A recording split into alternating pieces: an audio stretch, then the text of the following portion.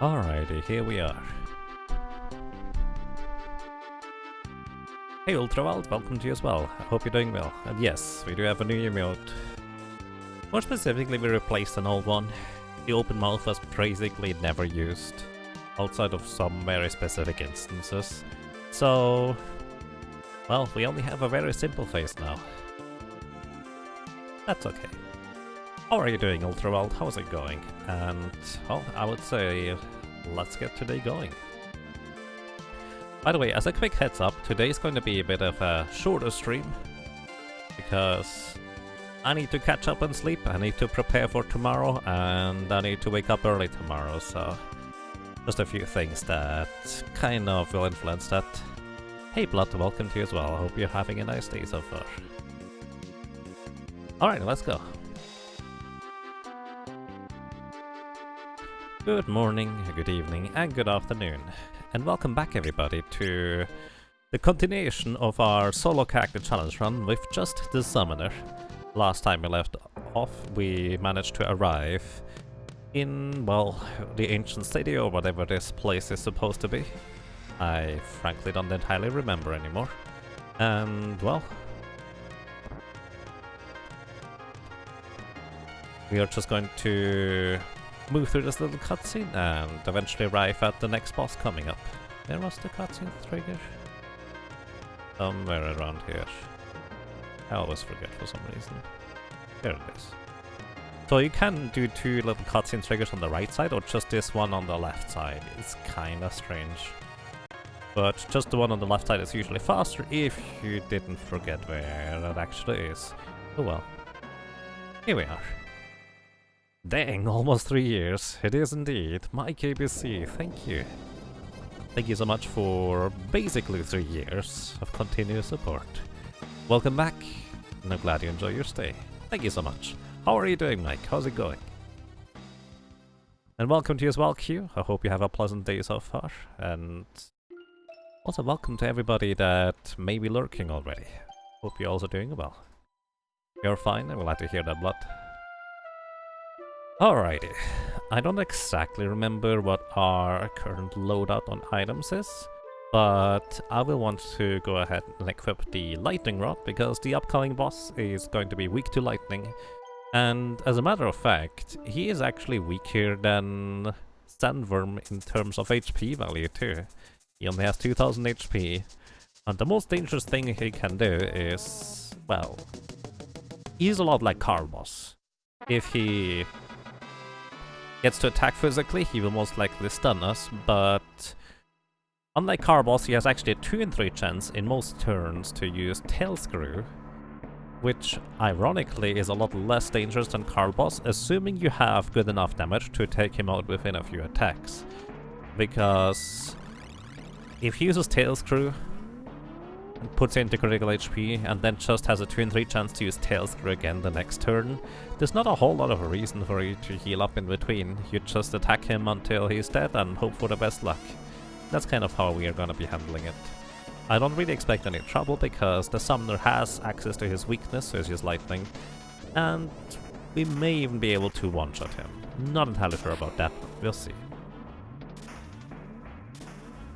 We can't complain much. Always nice having a Friday off from work, I see. That sounds pleasant. Enjoy your day, and welcome to you, Yosef, and welcome to you, Solemius. I hope you guys are having a pleasant day so far. I'm doing quite well. I do not have enough sleep. I will definitely need to catch up on that though, because today we woke up at 5 AM to do some Dungeons and Dragons. And it's really nice. I kind of wish we could do longer sessions, but that's kinda difficult, because half of our group is literally around the world. Well, I guess not literally, if you want to strictly talk about it, but half of our group is still in Japan, so that makes scheduling for longer sessions really difficult.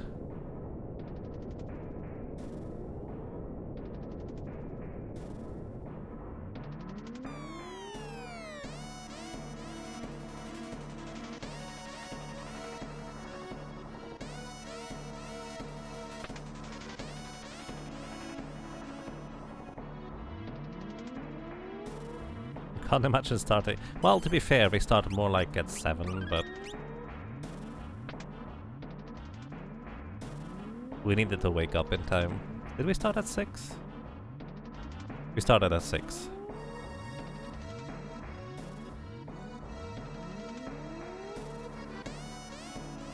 Oh yeah, when the daylight saving stuff ends, we are gonna be starting at 5 actually. You used to end your sessions at 5 AM. That sounds like a nice and long session, although might get tired by those two. You're surprised I even started streaming today. I would have thought I would have taken off today in preparation for tomorrow. Well, I already took off yesterday and Monday and Tuesday. So I felt like I should stream.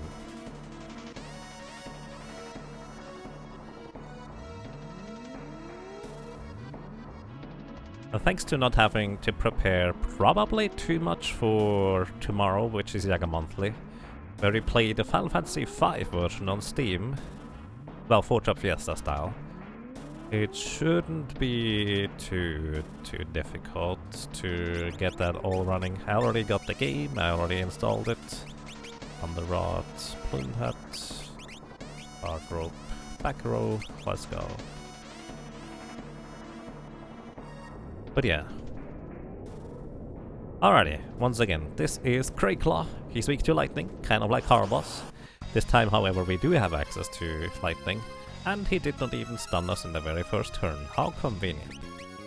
So, Ramuh should do pretty good damage. I expect at most it will be 2 Ramuh spellcasts. Nope, it's only 1. And we literally one-shot him. Poor guy.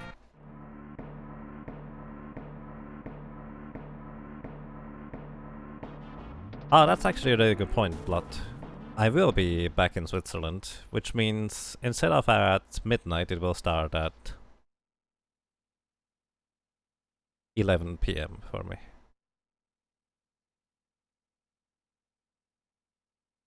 That's a really good point.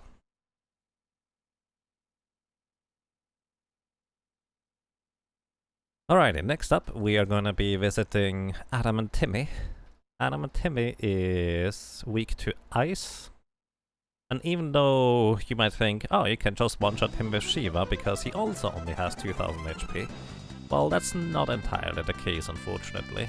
Adam and Timmy is, well, a bit more defensive than that, since he does automatically come with Shell and Protect, which cuts all the damage he receives in half.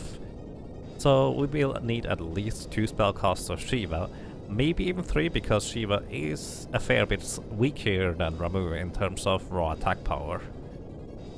Not entirely sure how that will look. Either way, here we figure out that the sunken continent is not so sunken anymore thanks to the power of the Earthseed, where they just go flying, and we'll also learn that we probably need to have some way of getting up there, since it's flying way higher than our airship can possibly go up to.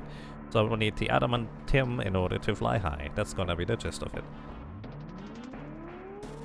Am I sure? No.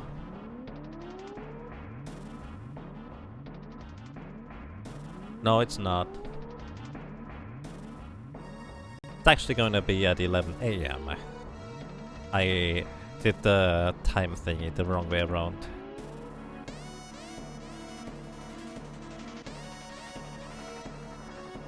Yeah, you're right, Blood.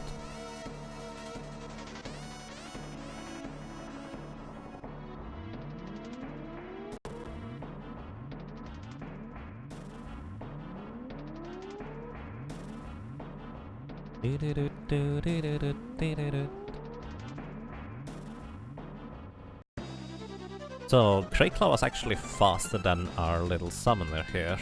I wonder whether Adam and Timmy might be faster as well. Either way, we need to equip the Ice Rod here to boost our elemental power with the ice. The thing is, the benefit of having equipped a Guardian Dagger rather than an Ice Rod or a Thunder Rod anyways against Crayclaw would have been that we would have had a higher chance to block the physical attack if there was any, which would have definitely been useful against Crayclaw, although not necessary. Here, it will be more the case of we just take a little bit less damage, which is not gonna be that big of a deal, I don't think. Maybe. Because all Adam and Timmy does is just physically attack. He packs quite the punch, he does a lot of damage, but thanks to us being reasonably high level, we should still be able to defeat him before he kills us. Probably. We'll see in just a second. Hey Key Paladin, welcome to you. I hope you're doing well. And welcome to you as well, Jersey Jeeps. I hope you have a pleasant day so far. So, Adam and Timmy, all he does is attack twice, and then attack once, and then attack twice, then attack once, etc. So it's just use Shiva to take care of him without too much trouble, I would say. Apparently, there's 3 times Shiva, because he has 2000 HP, 3 times 700 is 2100. So the maximum damage he can do the next turn is like 600, I guess. He never critically hits, he never does anything too special. I said, just as I say, he never critically hits. He literally says critical up top. Critical hit in that case, I was more thinking of an attack that ignores defense and deals double damage. Anytime an enemy in Final Fantasy V does something that is a critical hit or a tackle or something like that, it's usually either 50% more damage or 100% more damage without any additional modifiers like critical hits from players would have. So there's that.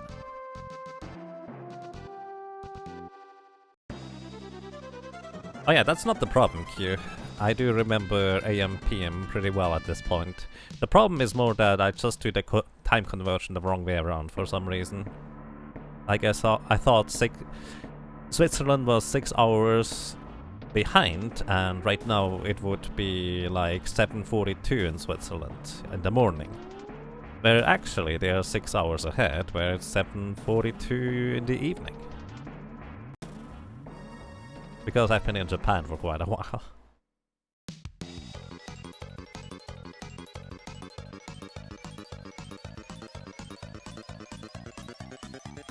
Alright, in this cutscene we automatically get healed, so we don't really need to worry too much about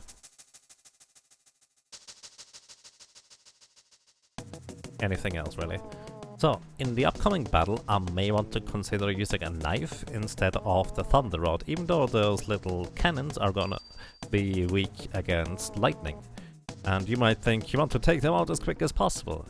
Yes, but the biggest danger against those launchers is actually going to be me hitting myself and missing and not knocking out myself from confusion.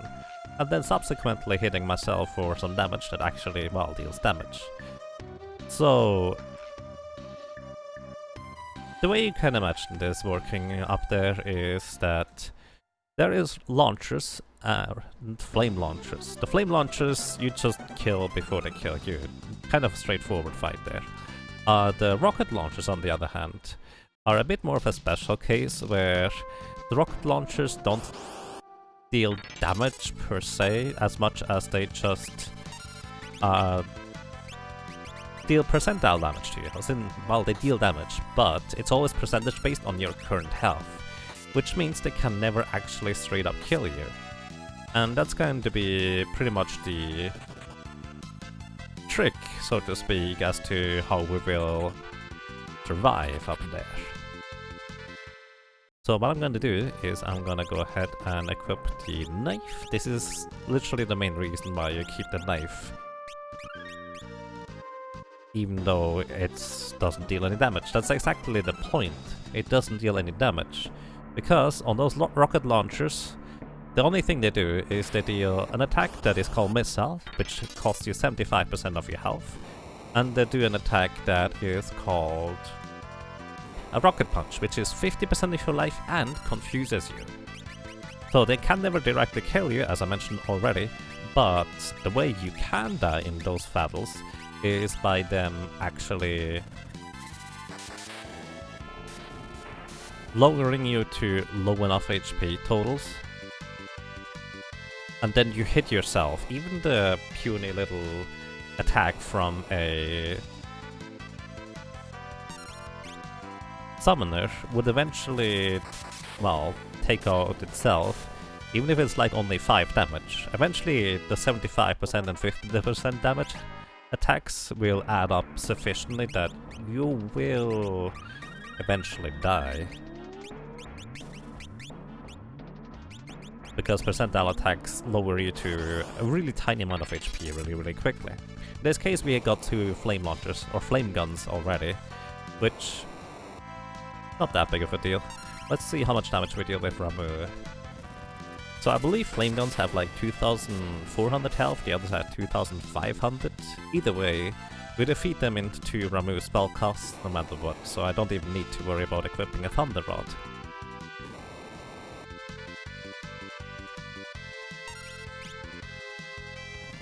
And also, one of the things you may have noticed in case you watch some other solo character challenge runs, the summoner is kinda slow. A lot of other characters can go at least once before the flame launchers go, but the summoner is just too slow for that to happen, and that might end up hurting us quite a bit.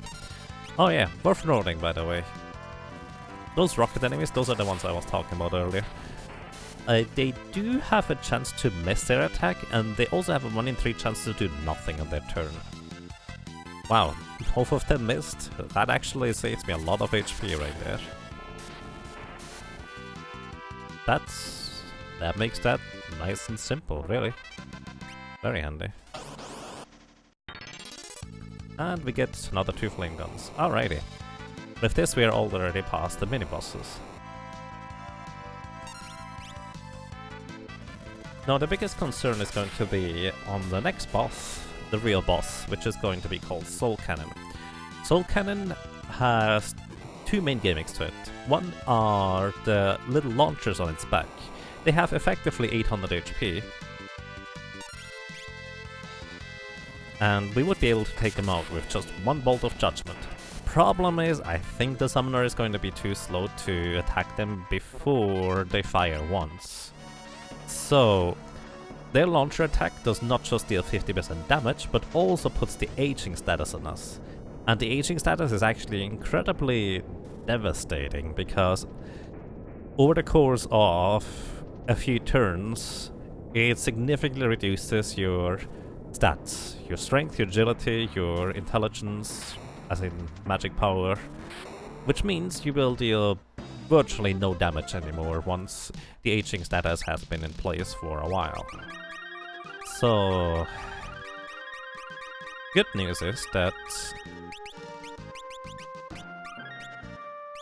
we do take out those launchers in 1 hit. The bad news is that, well,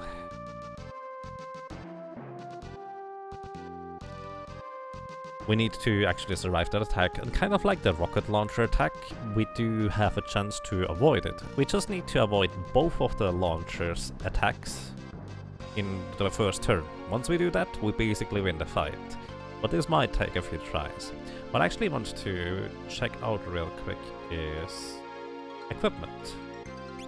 So, we have a Bard's Clothes here. Now let me check. Where are equipment pieces? Weapon armor data. 9.4 is body wear in the algorithms guide. Alrighty, so each one of those armor pieces has a hidden magic defense or magic evasion stat, which is separate from magic defense. You see that Bard's Clothes have more magic defense by 2 points than the Silk Robe, but the Silk Robe I think has actually more magic evade. Not sure, which is why I'm looking this up right now. Nope, turns out I'm wrong actually. So the Bard's Clothes actually have more magic evasion. So Silk Robe has 16% magic evasion and the Bard's Clothes have 17%, so we are better off using the Bard's Clothes. However, there may be better equipment in here, because I don't think I have been here yet, so let's see. Hey Grey Cup, welcome, how are you doing?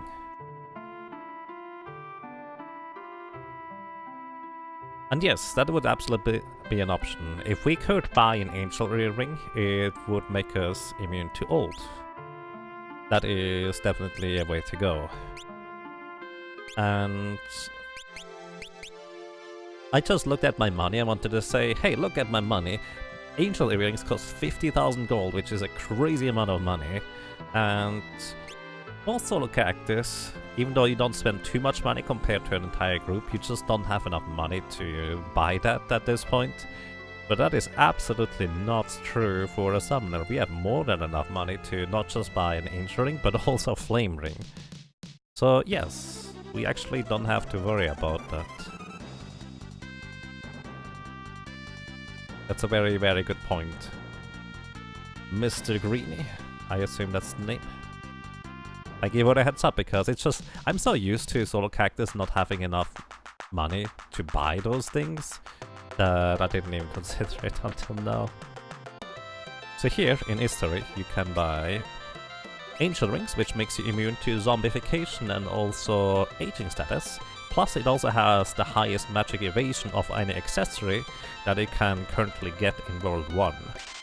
So even if you still wanted to avoid the 50% damage from the launchers, you would be best off using buying an Angel Ring. And Flame Ring, what it does, it nullifies ice damage and absorbs fire. So we don't really have any reasonable way of taking advantage of that, like targeting ourselves with a fire spell is just not an option. But other characters can just equip the Flame Ring and target themselves with a fire spell. And heal themselves even though they don't naturally have any healing. Like we did that with the Blue Mage, but we also did that with Hunter actually.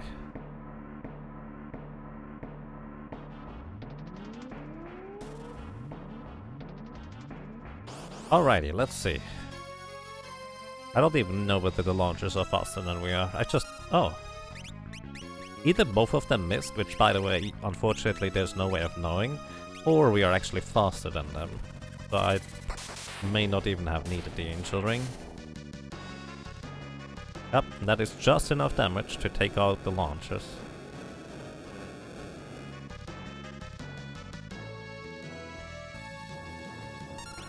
So, the Soul Cannon itself is the other part of this fight. It has effectively 12,500 HP, so after 7 uses of Ramuh, we will defeat it. Now, the catch about Soul Cannon is that after it finally charges up its attack, it will deal 50% of our maximum health in damage. Which means if you get hit by a launcher before that, you have to heal up because you are at, well, half your HP. And because Soul Cannon's damage is based on maximum, well, it would just straight up kill you. Also, it inflicts HP leak status after it takes away half of your HP. That's kind of worth noting because otherwise you might actually survive 2 Surge Beams if you have an odd amount of HP.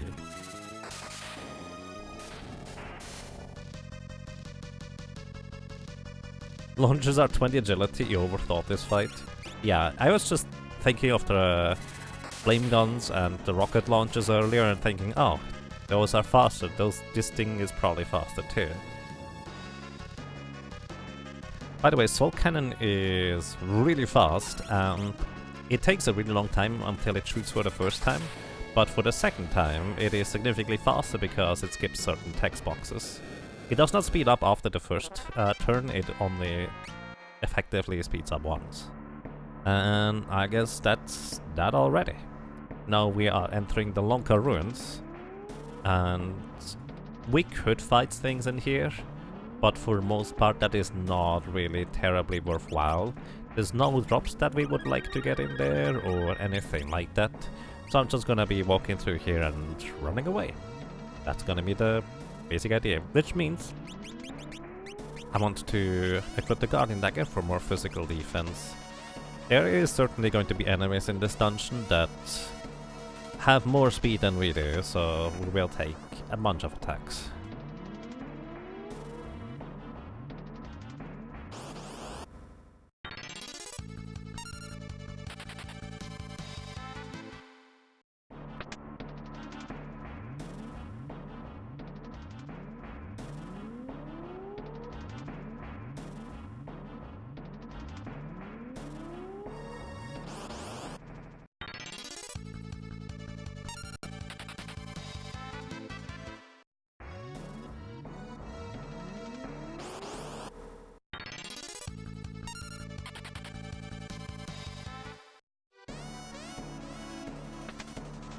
Oh, I just saw that.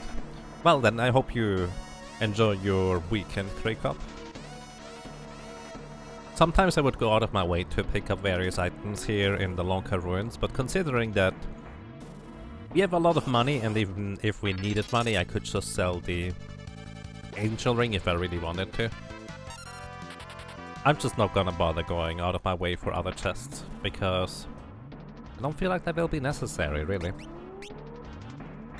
There's nothing particularly special that we can pick up for our little summoner anyways. Also, I forgot to equip the Elf Cape again. How many summons are in the game? Like 12?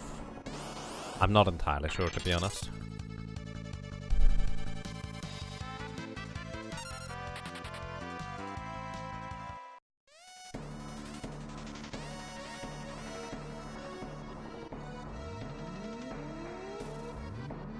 I see, that sounds nice, Creek Up. Very nice. I guess one chest is at least worth picking up in here, because it contains a high potion. It heals for 500, which is amazing. But yeah.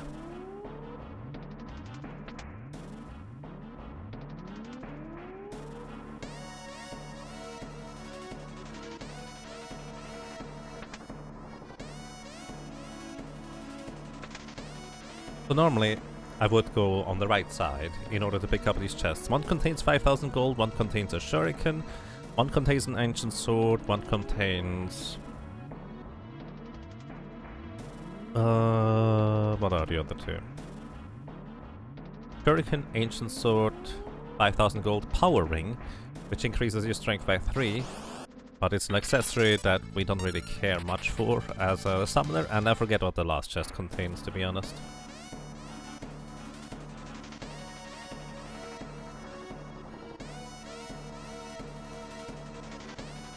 Does anybody remember?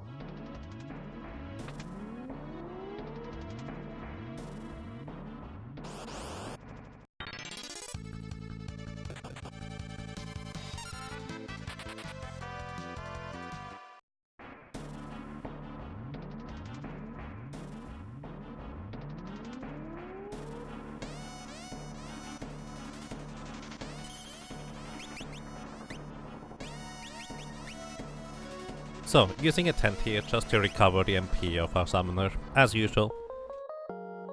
A summoner is really hungry for a lot of MP, and with the next boss coming up we will need a bunch, so I'm just gonna use 2 tents actually. Then, well, we're off to the boss.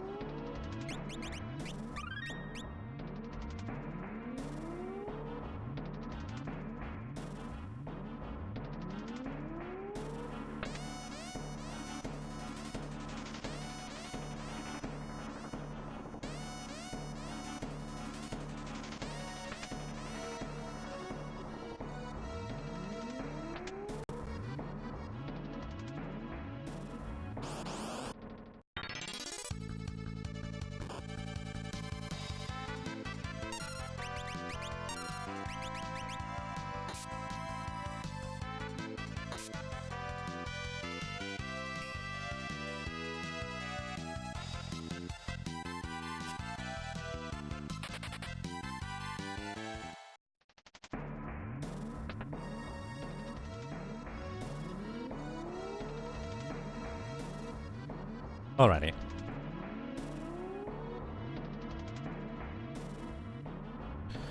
Let's see. Also, welcome to Atheist. I hope you're doing well. Also, welcome to you, Hactical and also Katrin. I hope you're having a pleasant day so far, all of you. Alrighty, so this is Archaeoavis. Archaeoavis has 5 different forms. Each one of those forms has a physical attack that also applies a status effect. The initial ones are not too bad. Almost all of the forms also have... let's actually start using Ramu because Ramu is just stronger. Each one of the forms also have a...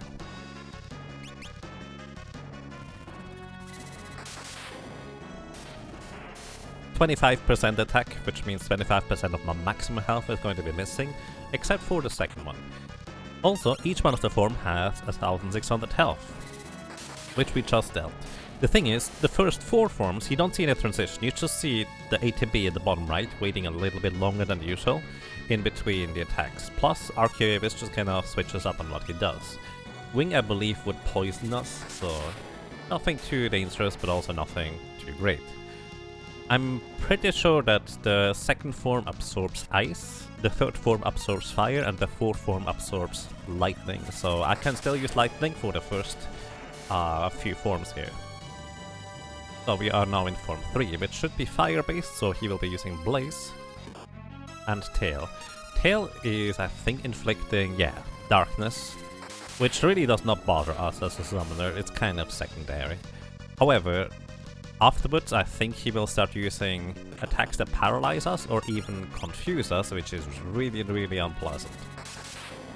So I will be switching over to the Guardian Dagger in just a second. So we are on form 4 right now, which means I also have to switch over to a different element because I'm pretty sure he now absorbs lightning, so we switch over to the second strongest thing he has, which is Ifrit. You may also notice that each one of the Ramus on the subsequent forms did less and less damage.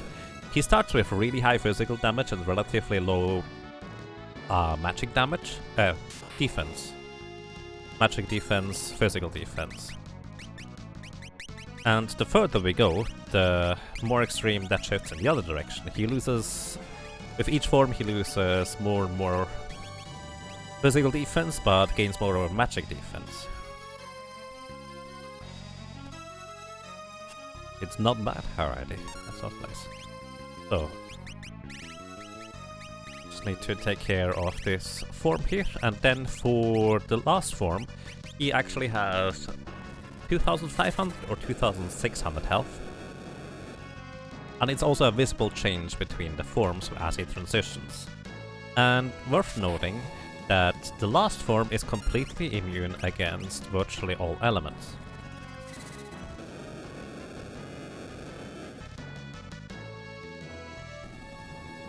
Alrighty, so that is gonna be the last form here. And the most dangerous thing he can do is actually using his physical attacks to confuse me. Because while I'm confused I cannot really do anything, and he can just decide to confuse me and then not knock me out of confusion. Because that's kind of what Archaeoavis can do. Ooh, and there's the confusion attack. Thankfully we dodged it. We're gonna be using the Guardian Dagger. So, you might be wondering, how do we survive?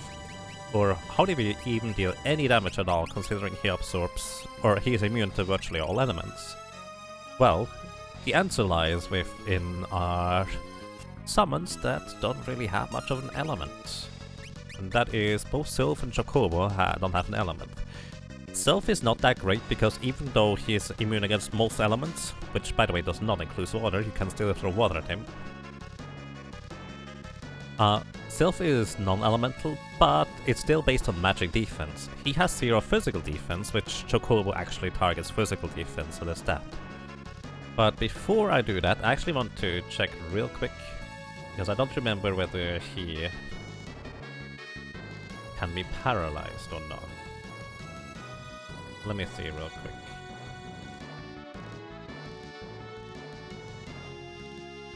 Nope, I don't think he can be paralyzed. For some reason I thought you could paralyze him, which is why I would have used Remora, but we just bopped him with the Chocobo, and this is gonna be a bit of a process, and hopefully not too long of a one. He does have a decent amount of physical evasion, so we will not always hit with Chocobo. We just hope for Fat Chocobo, and also a lot of dodges, which is why we equipped the Guardian Dagger here. And Agent Malice! Woo, 4 months. Thank you so much, Agent Malice, and welcome back with Twitch Prime. Well, I'm glad you enjoy your stay. Thank you so much. Wow.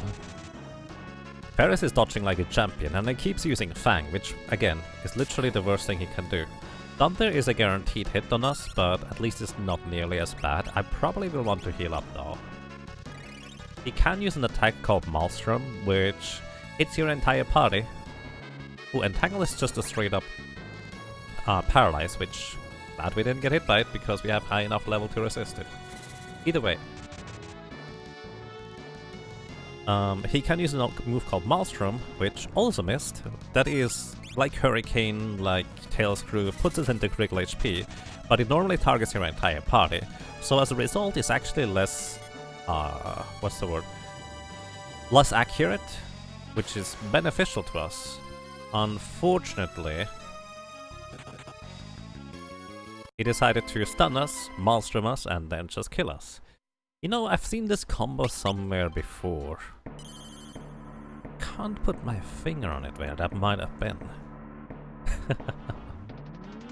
Obviously, it's the same combo that Carbos uses.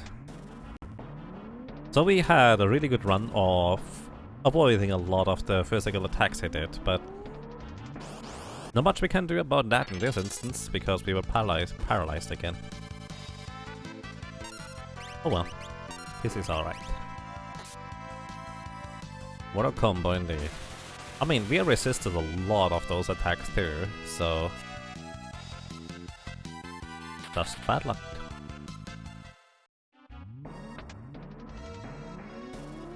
Also, by the way, the chests that we are skipping on this other staircase that I just went past is a college and an ether, if I'm not mistaken.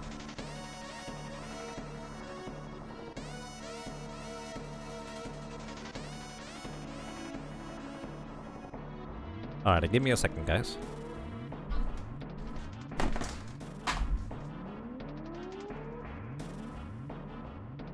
Okay, I don't need a second, I guess.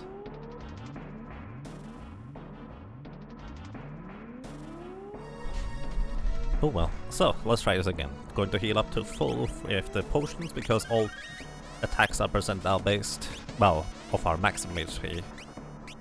It makes sense to heal up just that little bit too.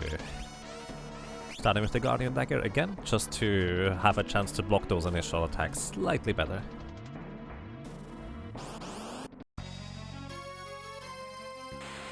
Well, Breathwing is just not physical, I guess. Summon Ifrit. Why did I go for Ifrit again? That's not a good move. To be fair, he will die and, well, we will kill the first form with 2 Ifrit spellcasts too, so that's alright. But I'm pretty sure forms 2 and 3 I really should use remove, just because he has a bit more magic defense and I don't kill quite 800 damage with those. But I absolutely want to switch over to lightning now.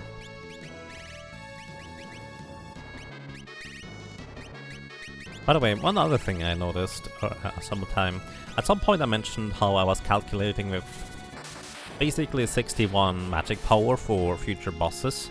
I should have actually increased to 63, because there will be a helmet in World 2 that increases our magic power by 2 before Atmos.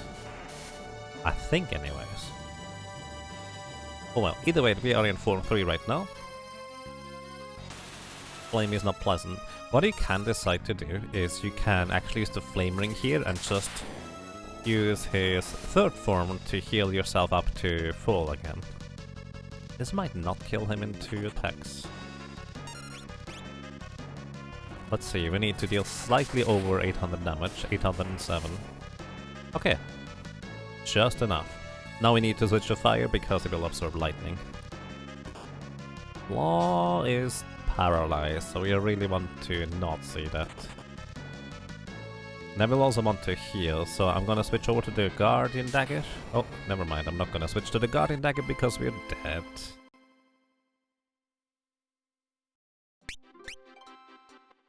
In case you're wondering why I'm not healing earlier, it's mainly because if I don't get quickly into the last form, the longer I wait, the more 25% attacks he has, the more chance he has to inflict status effects on me. It's basically just better to gamble that I survive a little bit more and shorten the fight. At least in my mind, it's better to try to shorten the fight rather than play it quote-unquote safe, because the more safe you try to play it, the more time you give Archaeoavis to actually hit you with stuff. Is there nothing to block the stun? If you have physical evasion, we do have a 1 in 3 chance with the elf cape, and if I equip the Guardian Dagger, we would have an additional 1 in 4 chance to block the physical attack. Entangle is based on magic defense and evasion. Actually not defense, just magic evasion. So if I had...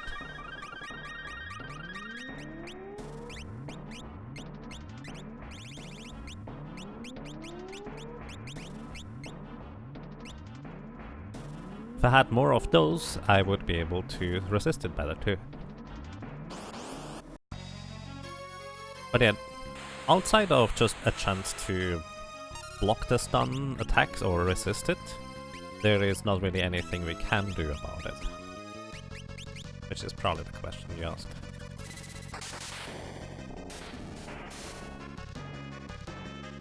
Yeah, just 6 lightnings and then we switch over to Ifrit for 3 Ifrit's fire, and then we hopefully are in the last form with enough HP.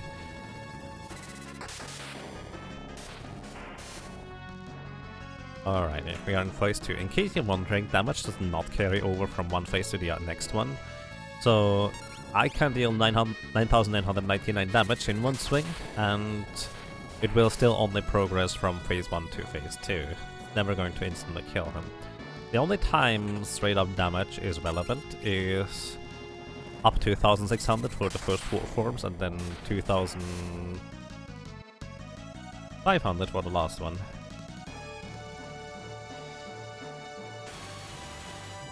Alright,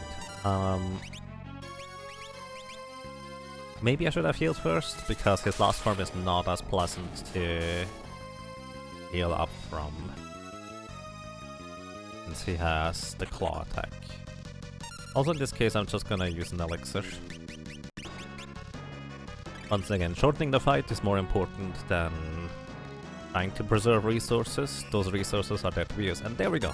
That's exactly what we needed. Wait, is that form 3? Or is it form 4?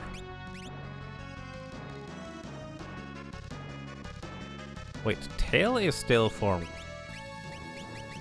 3. So I need to actually use one more Bolt of Judgment to push him into phase 4 first. Alright, yeah, there we go. I almost messed that up. And we instantly get stunned. He's just ever so slightly faster than us. He actually resets his ATB after we push him over to his next form, which actually means that if only we were slightly faster, we actually could just switch into his form and skip multiple of his turns. But unfortunately that's not how it ends up working. So that is a bit less than a third of his health. Actually no, that's not true.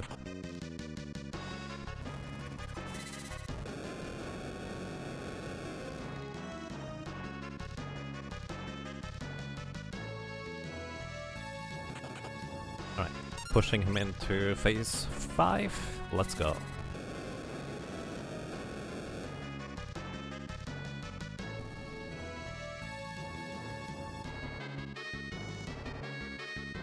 So, and we will want to switch over to the Guardian Dagger as soon as we can, probably immediately. Do I want to use a health potion? Because the most dangerous thing is really for him to just put us into critical HP through Maelstrom. Well, now I definitely want to, because he can use literally all of the elemental percentile attacks, so... I guess I always want to heal after I'm below 360 HP, because that's when he can kill me with one hit. Reasonably often. Nice block, Ferris. Alrighty, Chocobo, let's go. And we also hope for a fat Chocobo proc, which is, I think, a 1 in 16? Or was it more like a 10%? There's the Maelstrom, and I push. Using Elixir is not really gonna help us in this case, because he can just put us into critical HP again. We are above 360, and I don't think he is going to lap us yet. Probably. Chocobo number 2. And there's another one of these. last high potion, afterwards we will have to resort to elixirs. Nice dodge. October number 3. That's about 1000 damage, so we need 3 plus 2 more, so 5 more and we would win. Nice block, Ferris. Ah, we miss.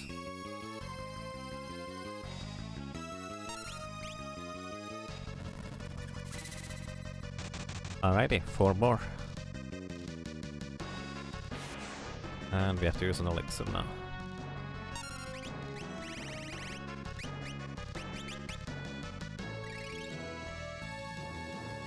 I may want to grind out a few more elixirs after, before we go towards 2. Interestingly enough. Right. 3 more. Or if we are lucky, just 2 more if we get a Fat Jacobo proc, which could happen once in a while. Oh, he attacked. Oh, that's the confusion attack. Ho ho ho! Maelstrom thankfully missed, else Ferris would have killed herself right there. Good block, Ferris. Alright. Ah, why do you miss, Ferris? That's silly.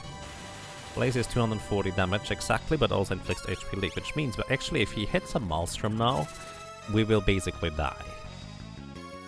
Thankfully he didn't so far, so that's good. Come on, hit those Chocobo kicks. Alright, 2 more. Whew. 1 more and we would be done here. Oh, that's not good.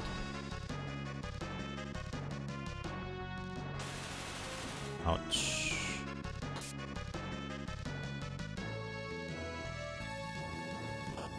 Ah, Ferris, you need to block that. Thankfully his physical attack, the second one, then puts Ferris back out of it. Alrighty. Let's do this. I was really worried this one would miss.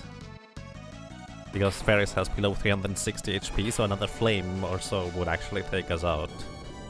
But we took him out instead. Alright. And that's that. Well done. Dot dot dot dot dot dot dot.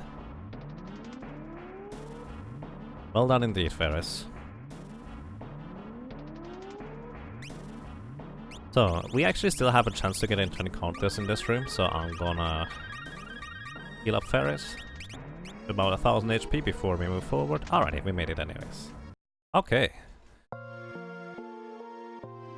So, this will be quite a lengthy cutscene, but a bit of time for respite, and also time to update my DEFCON sheet, I guess. So let's see. I really haven't updated it since Biblos, so I should probably do this. We had 0 deaths on Biblos, because we just destroyed him. We had 0 deaths on Sandworm, because for some reason he doesn't counterattack Ramu. I have no idea why. We had 0 deaths on Grey Claw, because we just one-shot him. 0 deaths on Adamant Timmy, because he just didn't deal enough damage. We had 0 deaths on the rocket launchers, because we 2-shot them easily. 0 deaths on the Soul Cannon because I was reminded that we can't just buy an Angel Ring, which we did not even end up needing. Then we had 2 deaths on Archaeoavis because he just decided to combo us to death. Was it 3? Let's see.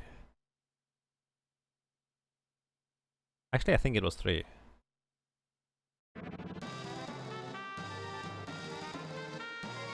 No, it was 2. Once in the final phase, once in the 4th phase.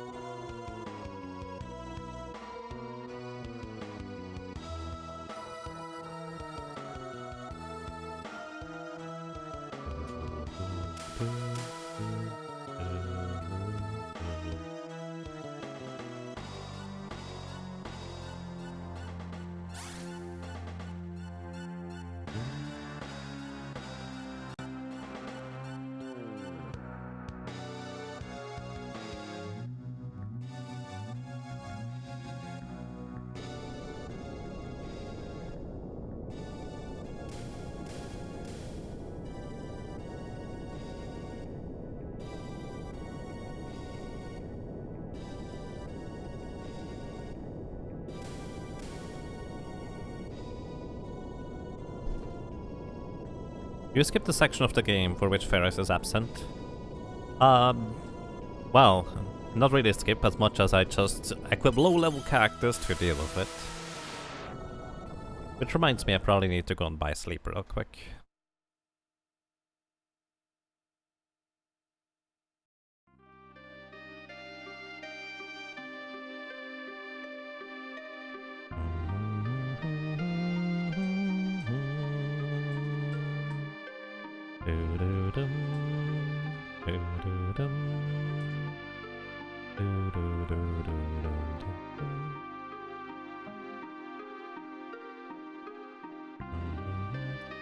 The problem is, Jeffries, that we do not have enough MP to cast it, I don't think.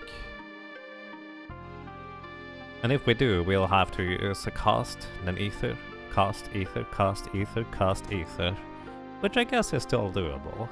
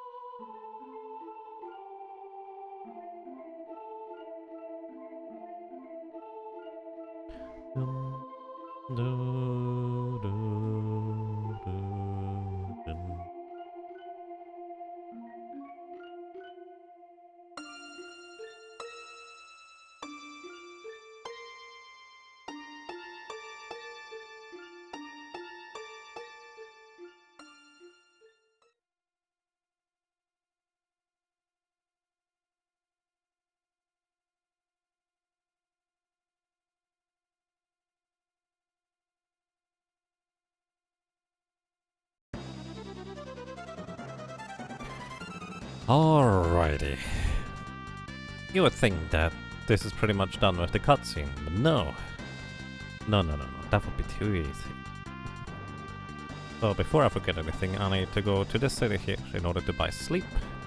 And we get another cutscene here. You missed a bunch of progress. Hey Lucius, welcome to you.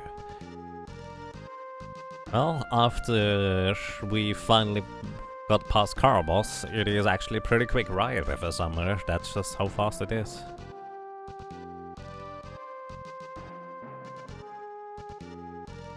And it's actually pretty awesome, I would say.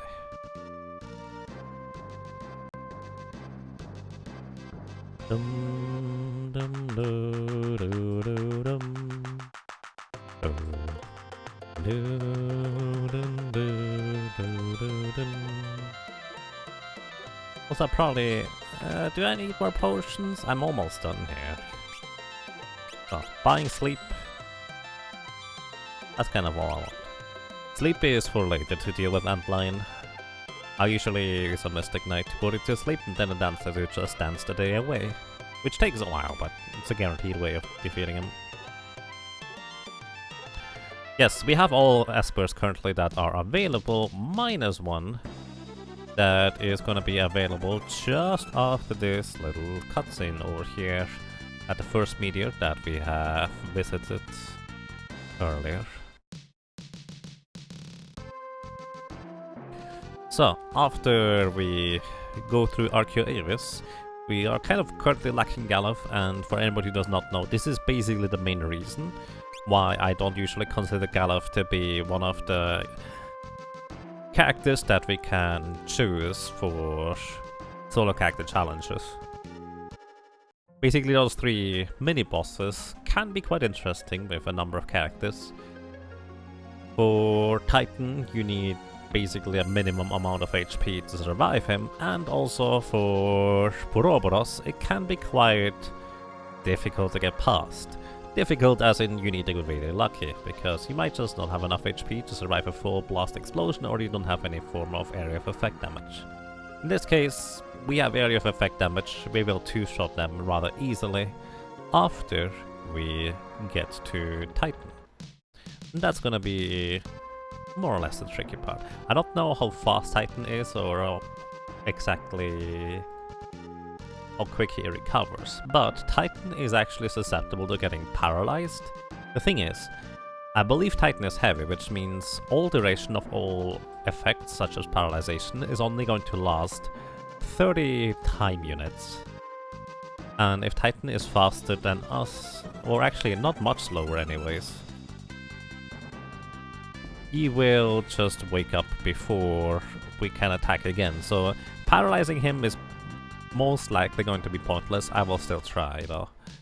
Before that, we need to make sure that we put Butts and Lena back to sleep. Ash the Husky, thank you. Thank you very much for subscribing for 4 rumps.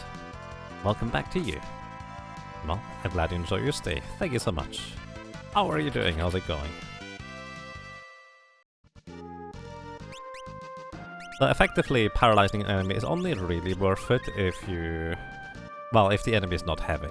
Which actually there will be an example of where we could in theory do that, but it's completely pointless to do as a summoner because we have area of effect damage that does not diminish in power. Playing through Shadowbringers. I don't know what that is, but enjoy. Alrighty, so this is the first meteor that, or meteor mini-boss that we're taking on, and this is Titan. He is pretty simple. What he most likely will do is we will just do physical attack if he gets his turn. Let's see, Latch On is a paralyze, he is paralyzed now, he cannot do anything. So let's see if he is Ramu. So he has like 2600 HP, and most notably after he dies... alrighty, Latch On is pointless, because he gets his turn anyways. After he dies, he will counterattack with Earthshaker, excuse me. It's called Earthshaker, which deals almost about 500 damage.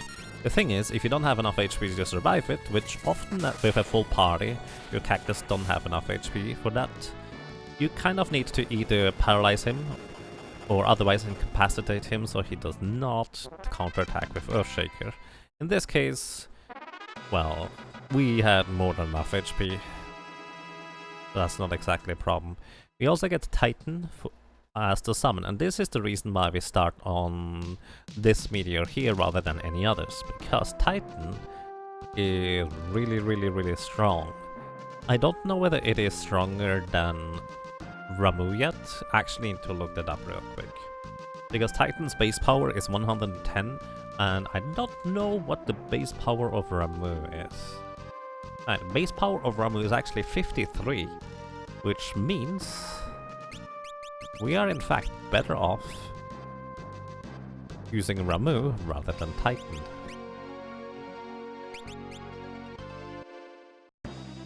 No, the other way around. We are better off using Titan rather than Ramu. Derp. So that's exactly what I will be attempting to do here. Before that, I'm just going to briefly buy more potions just to refill my health. Soon we'll be able to get high potions, so that will be not so much of a hassle anymore to heal 50 points each time. And we also don't really have to worry about straight up using all of the high potions that are so rare right now. Shadowbringers is the new Final Fantasy XIV expansion. Oh, I see. Nice, good luck with that. Alrighty, so let's just briefly go and take care of these guys over there. I don't even feel like I need to save because the Puroboros are gonna be rather simple. We're going to save just because anything can happen. Alrighty, so those are Puroboros. The special thing about Puroboros is the first 2 turns they do nothing. The third turn they have a 1 in 3 chance to explode, which deals damage equivalent to however much HP they have remaining. However, the catch is that if you kill one of them, they will cause life 2 on all fallen allies, reviving them with full HP. They could only do this twice, so it's worth noting that they will run out of MP pretty quickly. And actually this is gonna be necessary because here's the thing. Using summons on Puroboros will make them counterattack with Cure 2. The thing is, we also dealt just enough damage to kill one of those Puroboros. And, well, this may be a little bit of a problem, but not really. We can just use Titan again, because now this will kill all of the other Puroboros. All of them will cast life 2 right now. Just reviving that one solo guy. But as mentioned, they can only cast life 2 exactly twice. If they just use up 1 MP more, they will no longer be able to cast life 2. So what I can do now instead is I can use Ifrit here, and for some reason they counter generally summons with Cure 2, which costs 9 MP. So this means this guy here will now no longer have any MP to counterattack with life 2 as soon as I defeat him. So we just do this. Alternatively, I could have just killed him over and over again. But the best case scenario would have been if I killed all of those guys just at the same time, because that would have been easier. But this works just as fine. But yeah, as you can see, Titan just deals more or less a flat 1000 damage to enemies that are not weak to ground. Titan is just really strong overall. And quite handy to have, because unlike most other elements, Earth can be strengthened by equipping in armor, rather than having to equip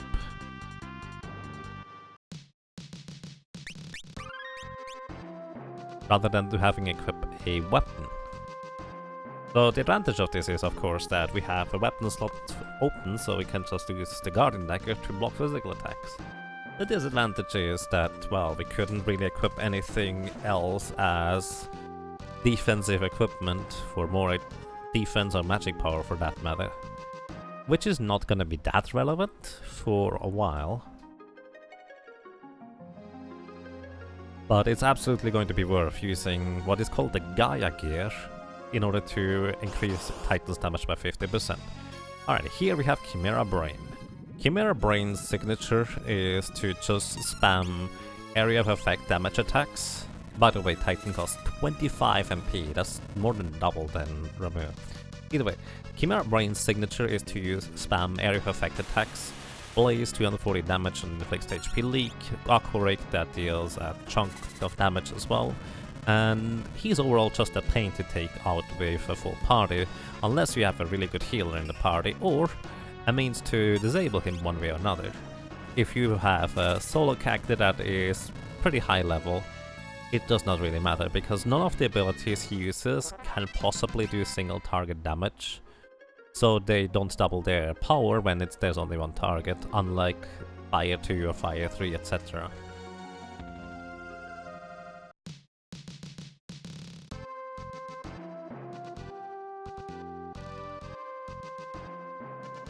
Alrighty, and those were the Meteor mini-bosses. Titan will be our best friend for quite a while to come, and so it will be.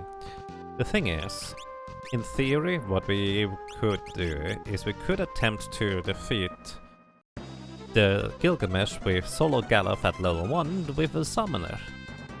Now there's a catch to that. Gilgamesh we need to deal 1500 damage, and even at level 1, Titan would deal enough damage to reasonably simply kill him. The problem is, unfortunately, that we just don't have enough MP on Gallop to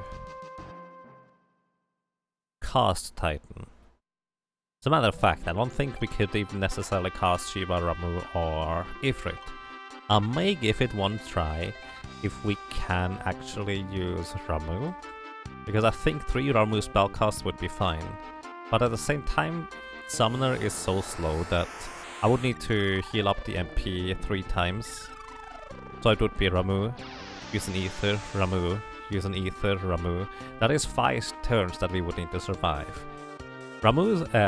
Gallop is level 1, so he is gonna be super squishy, and he will die in one hit to Gilgamesh. So we would need to survive the equivalent of 5 turns, which is probably like 6 or 7 attacks by Gilgamesh, with only a 1 in 3 chance to block it with the Elf Cape.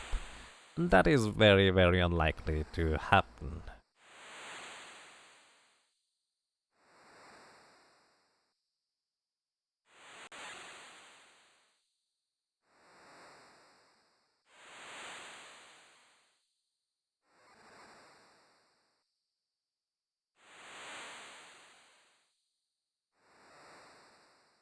So in order to advance the story here further we have to use a tent. We have 53 tents still, so we have plenty of those. Also, before I go on much further, I'm gonna go ahead and grab something to drink real quick. Stay hydrated.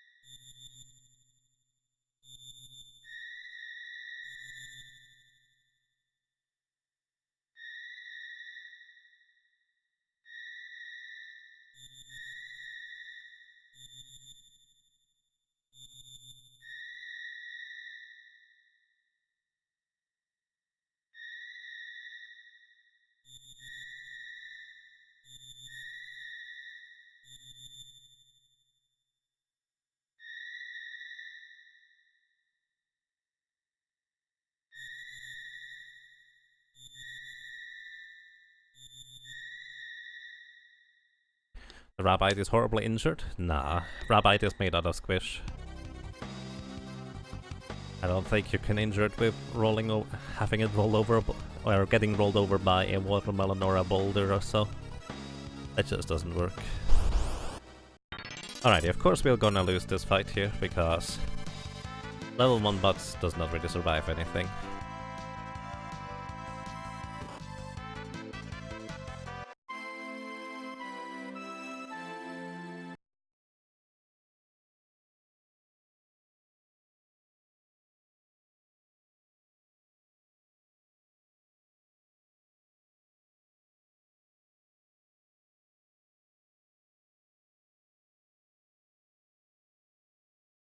Hello, Hobus, welcome, how are you doing? Well, game over. Yeah, not quite, but the game makes you think that.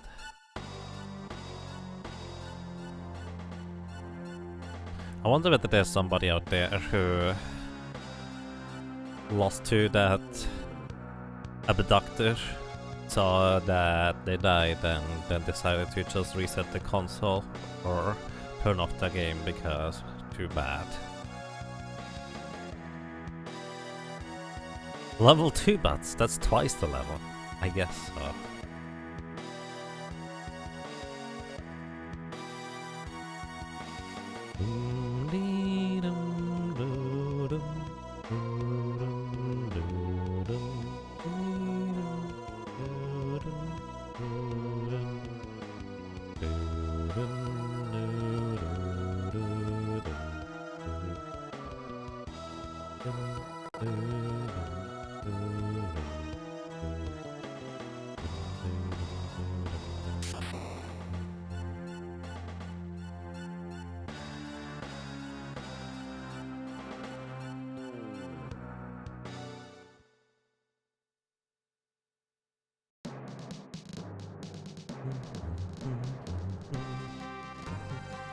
Alright, let's turn Golem into Summoner real quick just to see how much MP he has. If he has 12 MP, we are going to give it one shot. If not, we'll just do the usual, turn him into Samurai and just guild toss in one shot. Gilgamesh.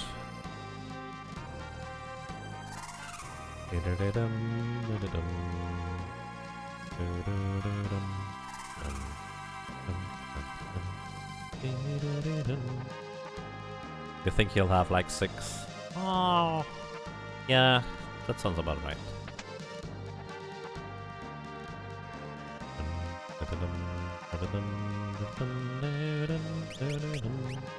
Maybe a little bit more than 6, but probably not much.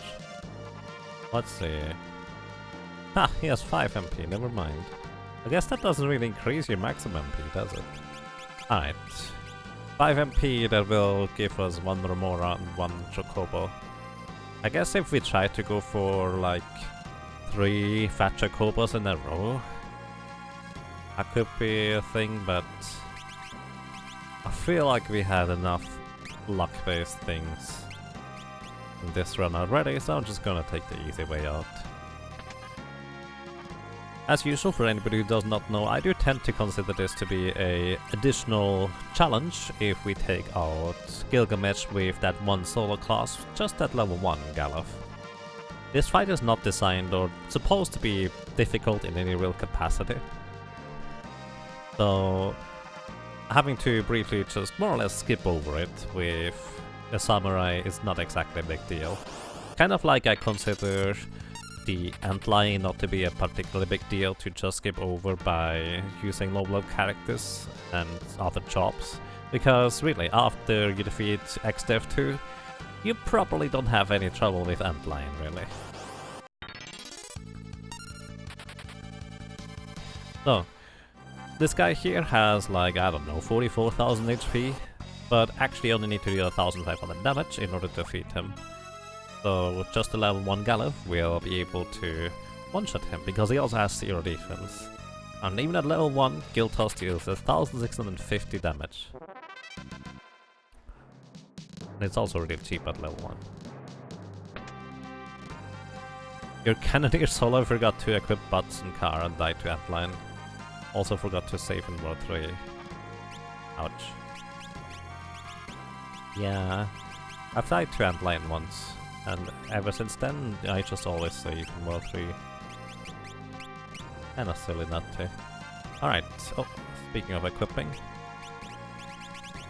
Elf Kick for physical dodge, and Guardian Dagger for more physical dodge. That's all we want.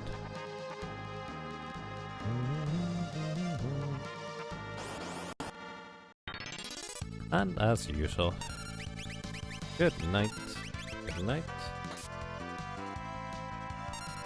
And good night. Sweet dreams.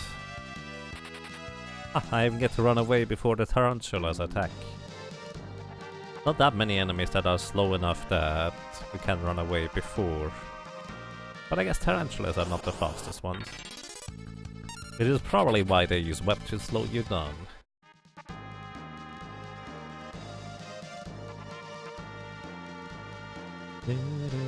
By the way, the game forces you to have Butts as a leader here. And the funny thing is, if you go into the menu, you can't actually change leader. So Fairies will give us her best Sonic impression there, with the hair and just rolling around on the floor, I guess. Len and Galuf give us usually their best Luigi from Smash Bros. Impression, because Luigi likes to just left and right B attack. It's kind of hard to describe. I guess it just is like a rocket flying one side or the other. Oh well. Next up, we will deal with Gilgamesh on the bridge. In order to get to Gilgamesh, we have to do at least one battle against 3 robots here. Each one of those robots has a 1 in 16 chance to drop us a high potion, so we could get lucky. But we can also respawn those robots if we want to farm high potions for whatever reason. Which I guess I actually forgot to farm elixirs, so wouldn't be the worst. They are weak to lightning, only have 500 HP, so we one-shot them rather easily. And I messed up. I needed to go 1 tile higher in order to avoid these guys. So, the Neogalura, interestingly enough, even though the enemies came out of the water, is, I think, absorber lightning, if I'm not mistaken. Yes, he does. So, I should have probably just used Titan instead.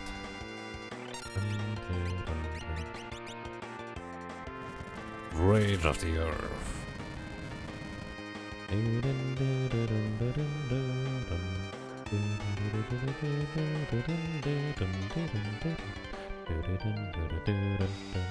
Alrighty, and upcoming we have a next battle with Gilgamesh again.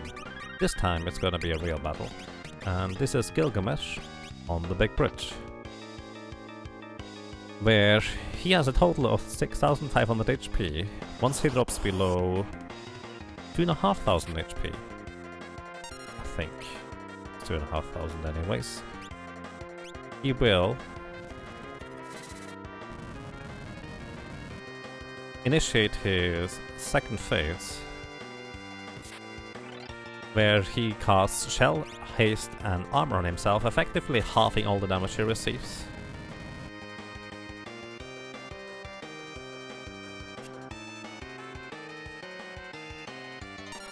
This is actually going to push him into his next phase if I use Titan again immediately. Either way, he effectively halves all the damage he receives, and then goes about 3 or 4 times as fast as we do, so it is actually a pretty brutal phase. On top of that, he will jump, which deals full damage to the back row. In fact, it actually deals double damage, because he is using a spear weapon, of course. So let's use Ramuh here, because I think Ramuh should not push him over the edge to phase 2. Yeah, okay. We are just before he will transition into phase 2 here. So what I'm gonna do is I'm gonna go ahead and switch over to the Guardian Dagger, wait for one of his attacks, then use Titan. This way, he will always do that one jump attack in the phase transition, but that way he will get the least amount of more attacks. And he only has just over 1000 HP left, which means I have to use Titan twice more in order to defeat him. But he might just deal too much damage. I need to get lucky that he doesn't jump again. If he jumps again, I'm dead. Maybe I should heal. But he's so fast. Maybe 2 Titans is my better choice. Which means I actually would only need to survive 3 more of his attacks, probably. Kind of unlikely. Yeah, he would have killed me right here. But I need him to just not jump. Would have also only been 2, now he's gonna go 3 times actually. Nice block, Ferris. Alrighty. Rage of the Earth. 606. Ooh, that's gonna be real close. If we deal... We need at least 620 damage in order to kill him here with Titan. Let's see how much we do.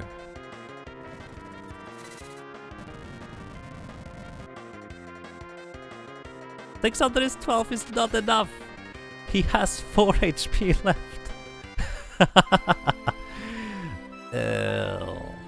He has 4 HP remaining. In case anybody's wondering, I'm using a calculator to keep track of his HP. He had 4 HP remaining. Rip.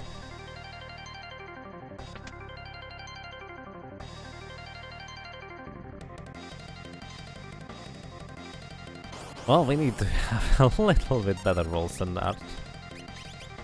Just a little. Not much.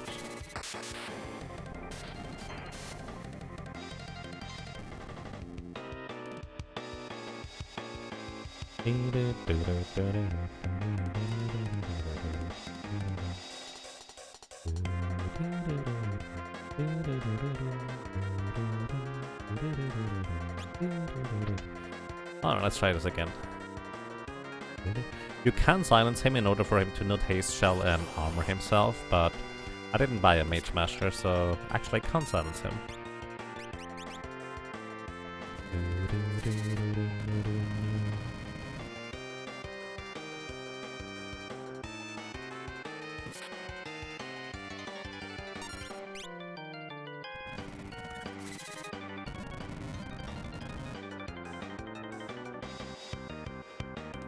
Alrighty, one more of these attacks actually would push him over by... let's see... So we dealt 1430 and then 1404 damage, which adds up to 2834. Another 1430 would mean he is actually 264 damage over the top. So I'm actually better off to do the remove thing again. I was considering maybe trying to heal him over the threshold, but I need to heal too much. Like, if it was like 50 HP and we could gamble on it being a certain damage roll, that would have worked out pretty well, but not quite going to happen. I could use a Chocobo kick in order to push him closer and maybe not quite defeat him yet. But, oh well. I'm going to heal here before we push him over.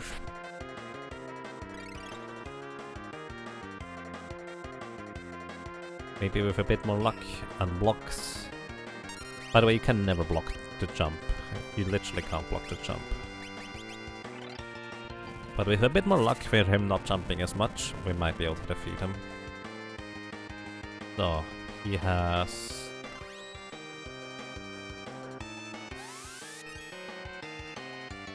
1326 HP remaining.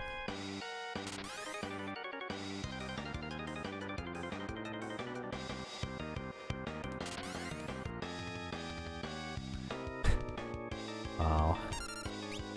Greetings to you, Life Tactics, welcome. Doing quite alright, how are you doing? I'm gonna attack here. Ah, fairies, please block some attacks that you actually can block.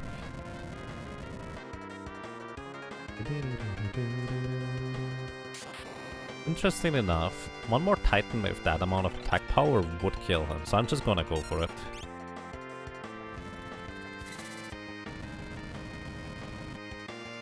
No! 48 HP remaining. Oh, unless we get really lucky here, he's gonna kill us. Alright. The reason why I use Titan again, even though he has only 48 HP remaining, is because that allowed me to just hold down the A button, which may matter in order to get the turn just before him. It may not, I don't know, but we defeated him. Also, I did I update my death counter? I did not, it's actually 68. One death to Greg on the bridge.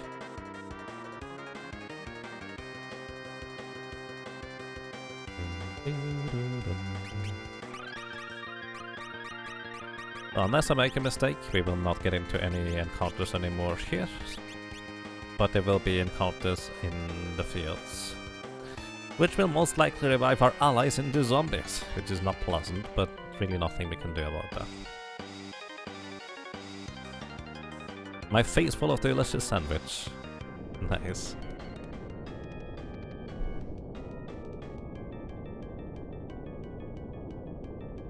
And hey Quanta Starfire, welcome to you. I hope you're doing well. Yeah. I don't really know what that is, to be honest.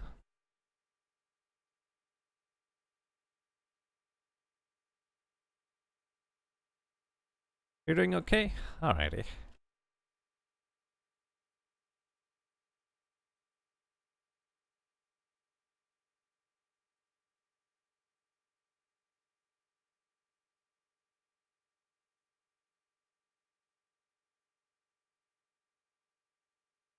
I would like to point out that we had 59 deaths on Carl boss, which is literally more than 8 out of the 11 solo character challenge runs we've already done at the entire game. Wow. Our boss is a meanie. As far as you know, it's an old meme given new life on Twitch recently. I see.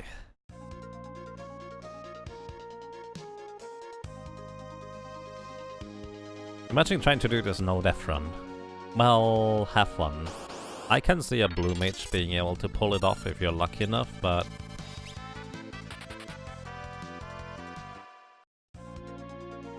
that would be a lot of RNG, and probably a lot more time invested than even a solo Berserker run. Until you get it. Well, not necessarily.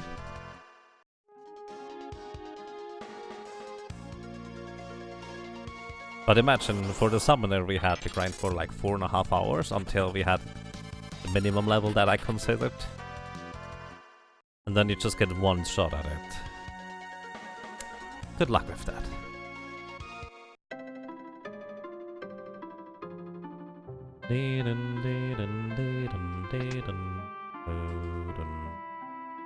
Alrighty, we're gonna buy Revivifies here, which removes zombie status. Zombie status on Ferris means we instantly game over, but enemies around here can turn our allies into zombies, so that's what I'm trying to prevent here, effectively. So, here I can finally buy Hypos. I'm not gonna buy too many, because I also want to buy some armor. Which that armor is gonna be with us for more or less the entirety of World 2 here. That armor is Gaia Gear. Gaia Gear, once again, it increases Earth-based power by 50%, so Titan will now deal 50% more damage. It already was really crazy strong, and now it's gonna be even stronger. Hello Silas, welcome. Welcome to you and enjoy your stay.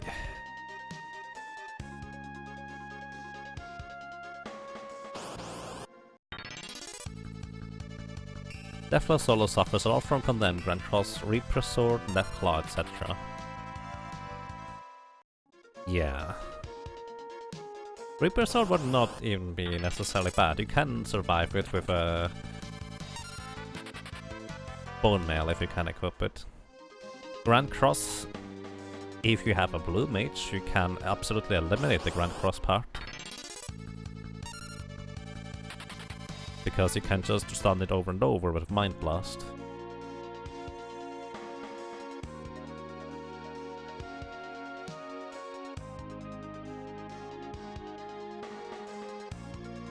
So yeah, the only character I could really see pulling off a solo character no death run would be a blue mage, honestly. If you just allow all the jobs, might be slightly more interesting. Not sure.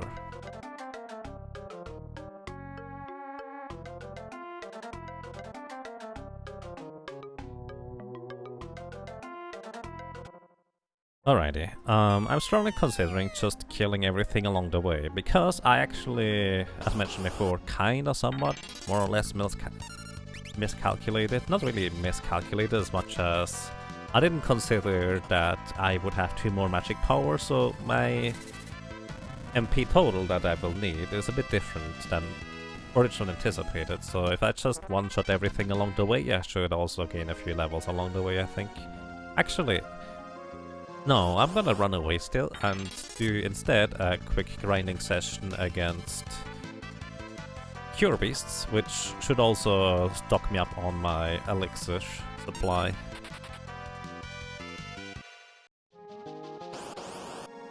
For the cactus, all jobs would get a ribbon, which would be nice. Yes, a ribbon does not prevent you from stunning, or from getting stunned though.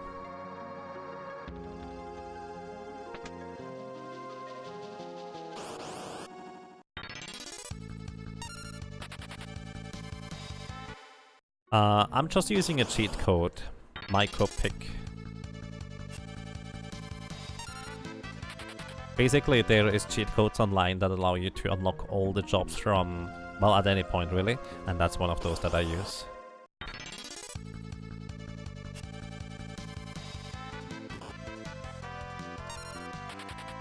Ribbon also does not stop you, Mini. Ah. Yeah, Confusion Mini, and I'm not sure about Zombie. Cheating? Yes, indeed. I mean, it's literally just to get the job, that's all there is to it. Afterwards, you don't need the code anymore. Because unless you specifically get the job and then switch away from it, you will always have it, even if the game recognizes that you shouldn't have it unlocked yet.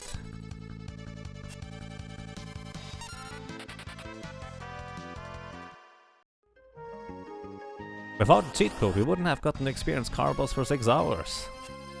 Yeah. That sounds about right. But this guy here, you can take out with a single Phoenix down like 75% of the time. Either way, he has, I don't know, like 7,000 HP. It's a lot of HP. And his signature move is to use a revenge attack which deals damage equivalent to however much HP is missing. So trying to deal damage to that guy is actually really dangerous. So just insta-killing him with a Phoenix down because he is not heavy is the easiest way to go about it.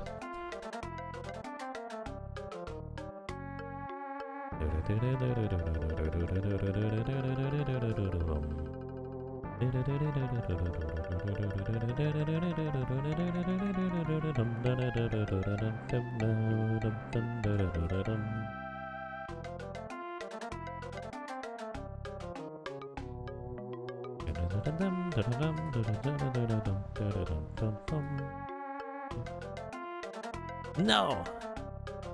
Yep.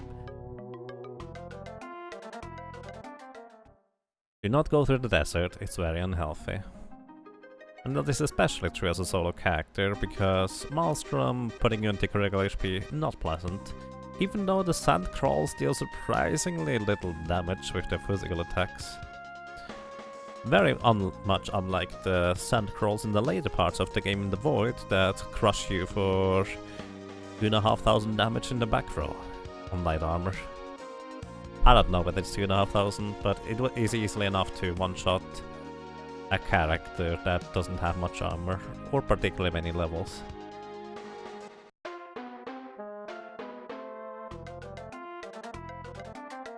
You wanted to see a fair fight for once. A fair fight, unfortunately, is not usually reasonable unless... I actually don't even know.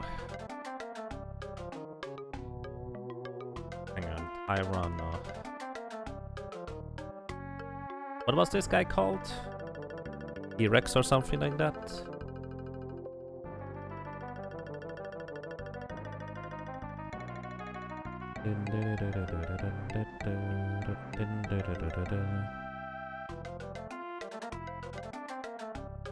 What's the hardest solo run you have had to do thus far?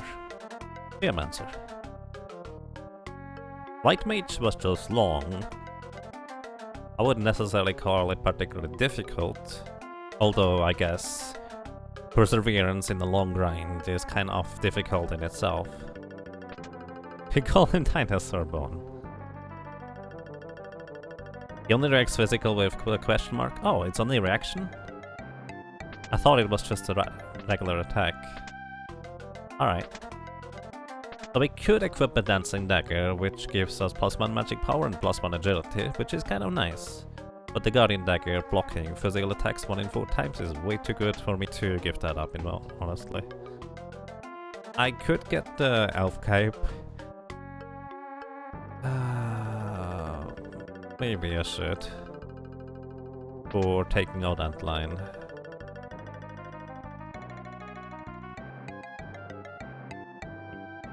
New emote is fabulous. I'm glad you like it.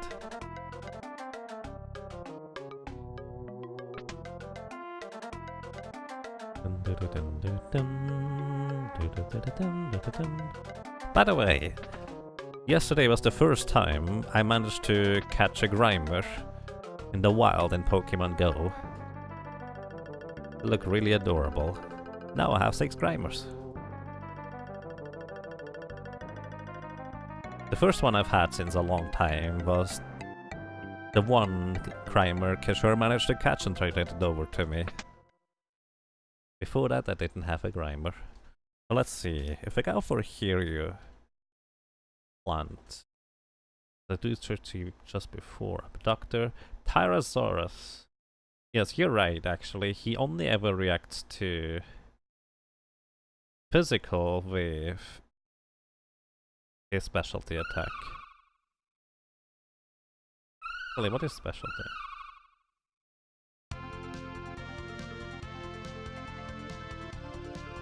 Yeah, actually, we could have taken our Tyrannosaurus the normal way, but I don't really have enough elixirs, I feel. I don't even remember how much damage that guy deals. Congratulations, #1 most optimistic Pokemon. Indeed. Hey Vanicat, welcome, how are you doing?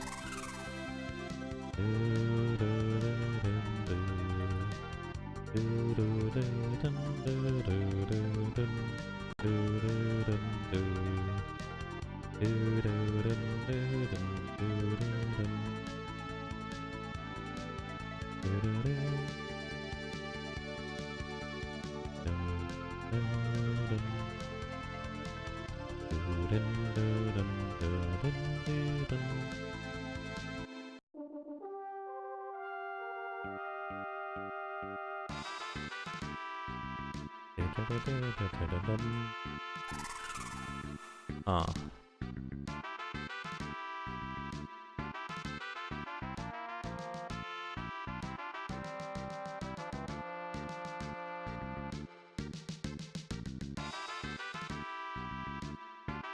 Does anybody play Hearthstone by chance?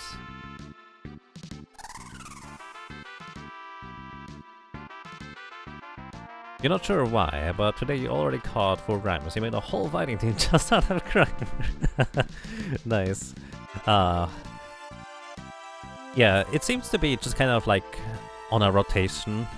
Once in a while you have certain Pokemon. Currently it seems to be Chimchar, Grimers, Voltorb, and stuff like that.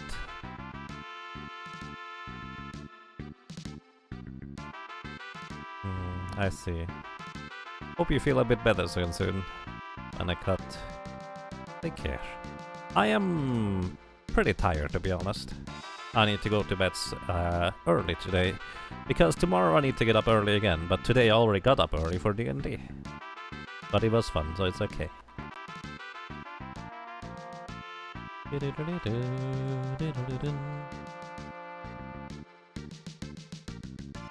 It's not strong, but you don't care. Yeah, I've been having... Ever since I discovered that you can have a buddy that walks with you, I've had Grimer as a buddy just walking with me. I don't even care about the candy. He just finds Grimer candy all the time. And I feed them once in a while, because why not?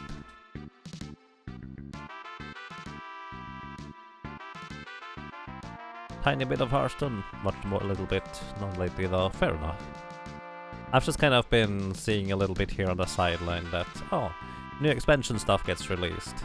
And since I mostly play Priest, Priest is mostly really weak right now. Like really weak. Kind of almost reminds me of how it was at the beginning of Hearthstone, where Priest was somewhat weak as well, but at the time, at least we did have some secret weapons, but In a lot of cases, you just get rolled over by warriors and rogues and often mages. Hunters, it's kind of like 50-50 it feels like.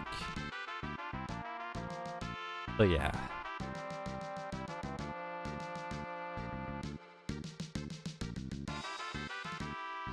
Speaking of bed, how long will you stream today actually? I don't know. I have no idea. So we go down here and save real quick because the Abductor can, as a matter of fact, use vampire on us, and that is very unpleasant. I wonder whether we can paralyze the Abductor with Remora, because I know he's not heavy.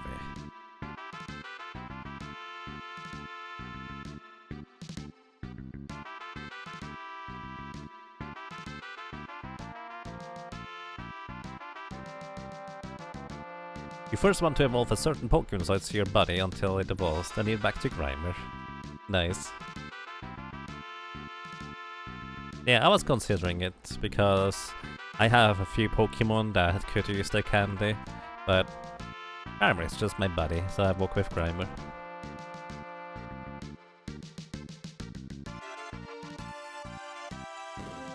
But yeah, it's actually a really good point. Where should I go to? Oh well. Before we go anywhere, Abductor. Abductor has 3 moves that we need to be notable of. Well, just a physical move as usual, but one move is Hurricane, which puts us into critical HP. Another move he can do... Okay, he may not be susceptible to paralyzation. Another move he can do is Vampire, and if that hits us, it deals damage equivalent to half the HP is missing and also heals him for that amount. So it's actually kind of not that pleasant, because he will almost one-shot us. He's also floating, so Titan does not actually not hit enemies that are floating, which is kind of annoying actually. So I will want to switch over to the Lightning Rod, or Thunder Rod I guess, in order to do this here. Ice Rod up there. I'll use Drum move here. Hey Eddie Mesmerizer, welcome! How are you doing? How's it going? Your name seems kind of familiar. Oh yeah. Vampire now would hit for about 1000 damage if you were to use it. Thankfully it didn't. He only has like 2500 HP, so we should be able to win here.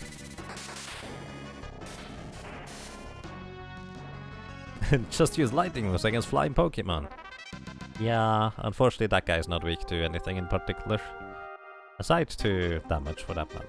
Most enemies are weak to damage. Alrighty, back to my Guardian Dagger.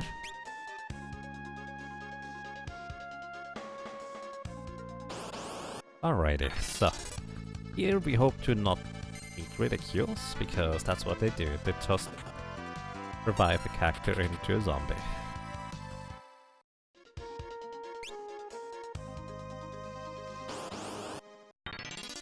I'll just run around until we're past the place where ridicules can spawn. Is this also a no 750 run? No, this is a solo character challenge run where I'm only using a single class with a single character, that is the Summoner Beferris here. So it is very 750 because Summoner is part of the magic casting classes that is included in the 750 rule set for the Forza Fiesta. I see, yes, that sounds about right, Eddie. Welcome back, hope you're doing well.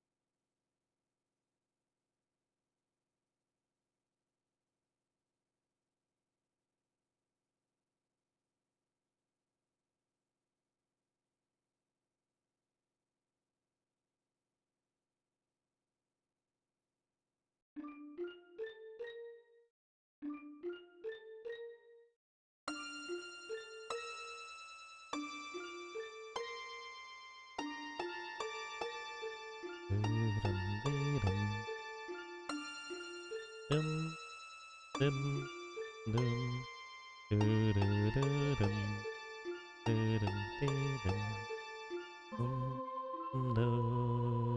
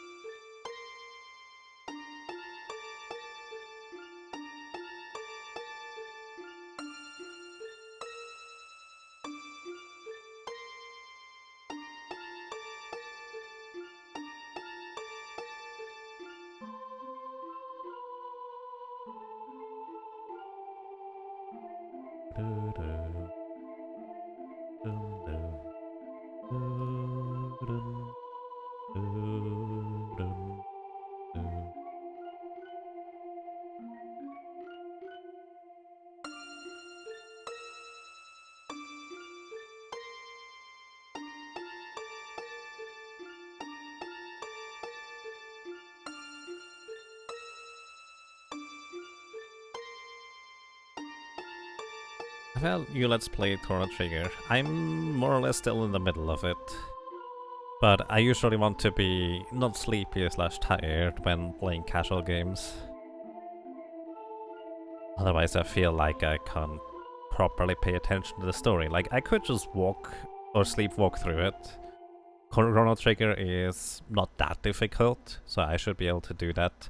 But I kind of really want to pay actually attention to the game and appreciate it for what it is, because it is pretty awesome and deserves the attention I would like to give it. Basically, I kind of hold myself to somewhat high standards when playing casual games, you could say. Alright, Tricorn Hat should increase my intelligence by 2? I think. Not entirely sure. Nothing here to buy, nothing here to see. Oh yeah, we can also get Venom Rods. Venom Rods unleash poison-based damage if we break them. The interesting thing is that there's exactly one boss that I know about that is weak to poison. Like poison element, not poison damage or status. Poison status is more useful, but unfortunately this does not inflict poison status to my knowledge. So I'm just gonna buy 10 for when I may or may not eventually use it. Chances are actually I'm gonna forget about it by the time I get to that point. So there's that. Aside from that, there's not really anything else I would want to buy. The Plumed Hat has been really good because it has really nice magic evasion. Tricorn Hat is probably just strictly better. Let's actually clear out my inventory a little bit, because there's a lot of things that I will never actually end up using, even though I don't need the money. I just want to not have us clogged up of an inventory screen. I don't think I ever used the knife anymore. That's a lot of speed potion. Silk rope, hero potion, dark matter, ice bow, leather armor, parts tunic, plumed hat, and that's pretty much it. So, and I'm just gonna stock up all the way on high potions, that way I don't have to go back to buying any more high potions anytime soon. Well, that's the idea at least. You know what, instead of buying high potions, I'm gonna buy a few Phoenix Stones, and then high potions. The Phoenix Stones are gonna be somewhat useful in the next area, because there's enemies that I can one-shot with it that are worthwhile in terms of experience, rather than just using Titan. Speaking of using Titan, I don't have that much MP left, so considering just using up a few tents here. Since Galef is up anyways, I will need to kill off an ally cactus anyways.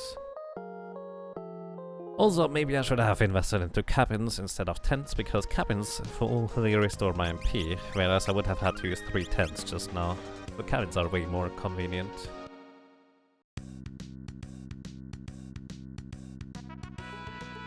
So the encounters I want to see are single zombie dragons.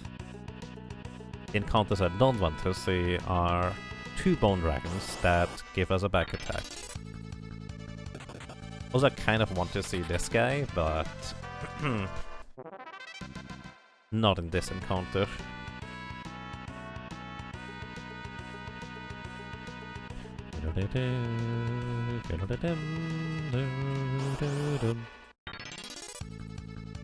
There we go. That's one of them.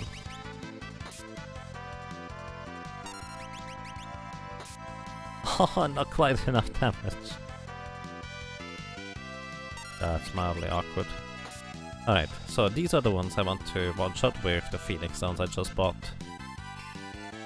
Zombie dragons also come in a group with other enemies, but those are not nearly as convenient to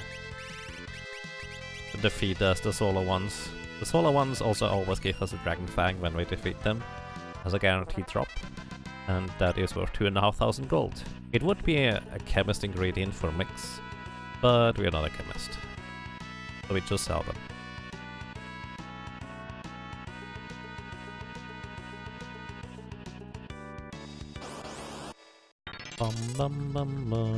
But this is exactly the back attack we don't want to see, because Tail stuns us, and in this version of the game, until we get our first turn, we cannot actually run away from combat. This is different in the Game Advance version, where we can in fact run away. On top of that, those bone dragons have a pretty high chance of... Okay, I do have the Guardian Dagger equipped. Those guys have a pretty high chance of using an attack called Bone. And Bone is... like Tail's Crew, just puts you into critical HP. Not entirely sure about the chance to hit, but it is high enough that they can stun us, and then Bone, and then kill us. Kind of like the classic combo that we got to know and love from our friend Carl Boss. And apparently also Archaeoavis. So, starting here, we actually can encounter our next summon. That is Golem. It's in a random encounter with a zombie dragon and a bone dragon. And I'm not entirely sure how I will be taking them out, because those zombie dragons in that encounter with the Golem, this is Golem by the way, will not be... Well, you cannot take them out with a single...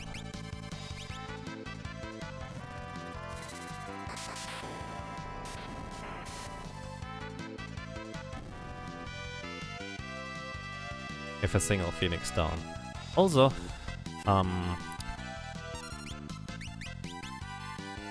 annoying thing about this encounter is, you would think maybe a 2 Rage of the Ursus would be good enough to take them out, but the problem is that the birds are just flying, so you always need a third attack, pretty much no matter what.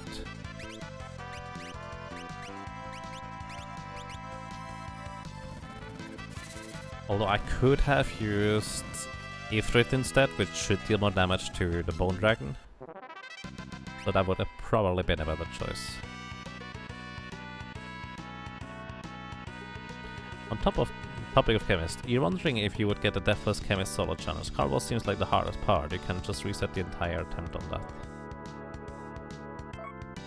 Yeah...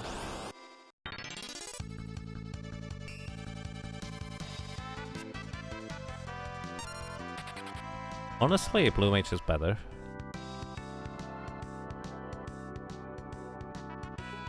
Just because Carbos. Chemist doesn't really come into its element until like half, or at the beginning of World 2 overall, I would think. So let's see. I forget how much HP the zombie dragons have, but maybe an Ifrit and then subsequently a Titan will take them out here. I don't know. I'm too lazy to switch over to the... Don't Magic Hammer me. Magic Hammer is an attack that Rippis can do that halves your MP. I need my MP in this case. I'm too lazy to equip the Fire Rod. So if they don't die here, I will probably just not fight them anymore. I'm just not gonna fight them anymore. Takes too long! Witty comment. Witty response and laughter. Aha. Alright, thank you. Thank you so much for 41 ROMs of support. That's a really long time. Welcome back. And I'm glad you enjoy your stay. Thank you so much. That's almost 3.5 years now. Thank you very much.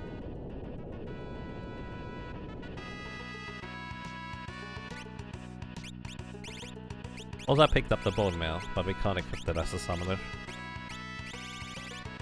All good? A bit sleepy, but I can't really complain. How are you doing? Or was that the response to that?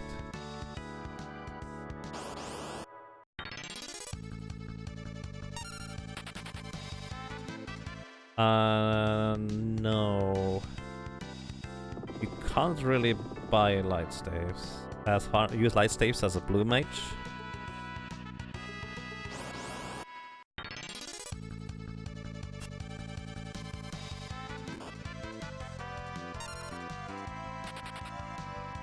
Because you can't equip staves. Went to IKEA and stuff. I see, hopefully that was worthwhile.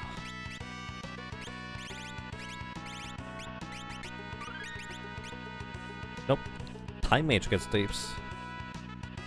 But Time Mage has the problem of having to make it past Carl boss.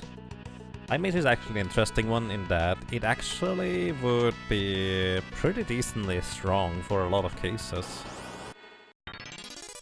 And if you just farm light staves in order to make it past X-Def at the end of World 2, would actually not be too bad overall.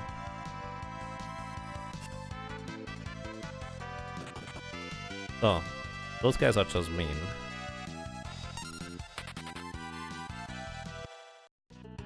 Let's not play with the bone dragons.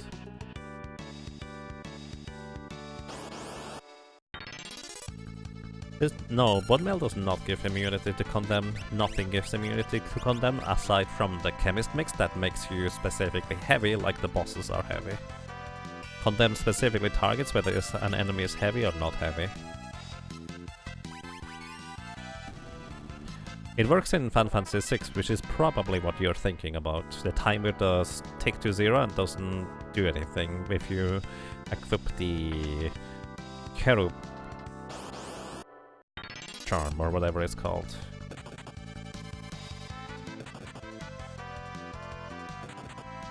Summoner is so slow. Scouting for a new desk chair. Nice. Oh, good luck with your acquisitions. So I want to replenish all my MP because the next boss will probably take a lot of it, so I'm gonna use a tent here.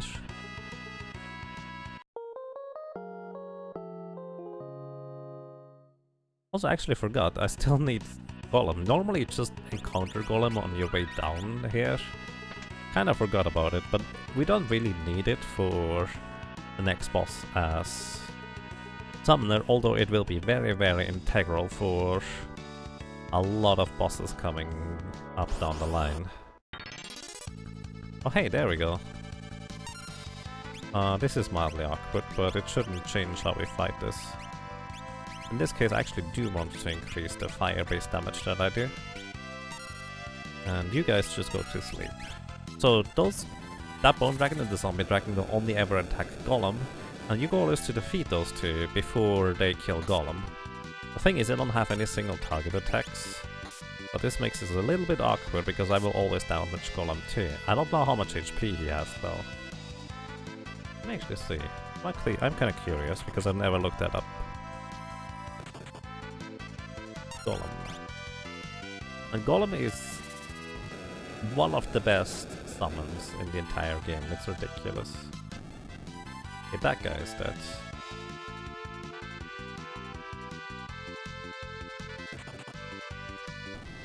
Oh. Rip. I need to heal Golem earlier again.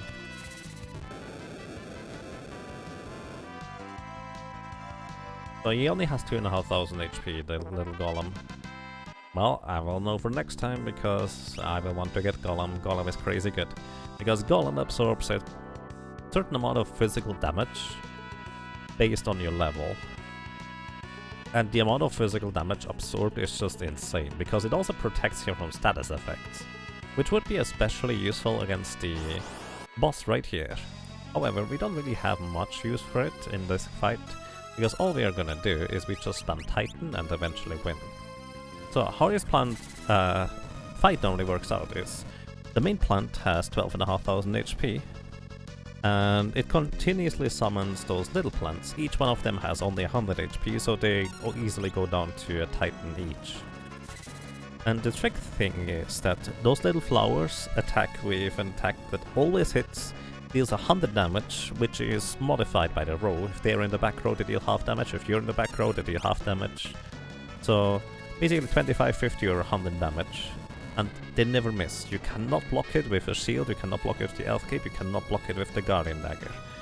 So the only thing you can do is you can just area of effect them down the entire time. Or Golem would probably work, but if you have a summoner, you can just continuously kill them. Since the little flowers only get their turn after they get summoned by the big flower, and the big flower does not even always summon the little ones.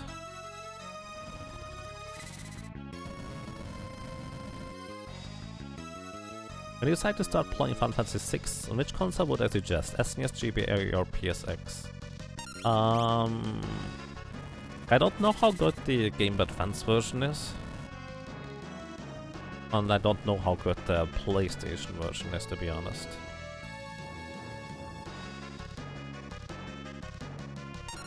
Thinking ahead, do you have a plan for Catoplepus/Shoat? No. I actually have no idea how to take him out. Because I don't really know how it works. Okay, here you plan down. Pretty simple, thanks to having area of effect damage that kills all the little flowers.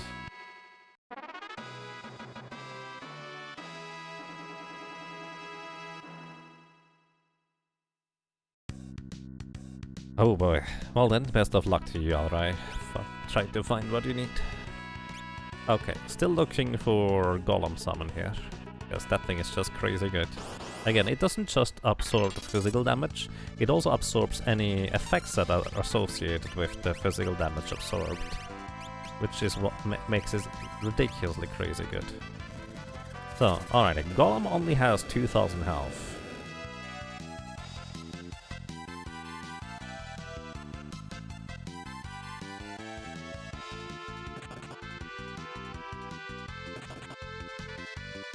Bone Dragon has... what more? You know what? I'm gonna just use an elixir here on Golem to heal him back up to full. That way we'll keep him. And once again, you cannot use a Phoenix Down on this Zombie Dragon because it's heavy, as well as this Bone Dragon because it's heavy. Actually, Bone Dragons are just inherently heavy anyway, so there's that.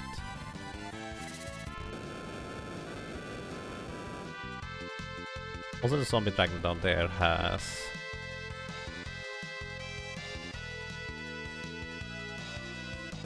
4000 HP.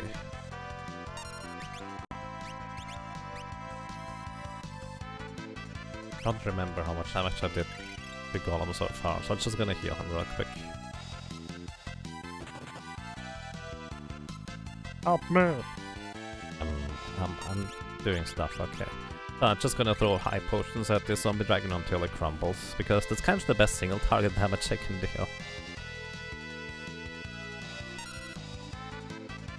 Vulnerable to stop and poison, but nothing else.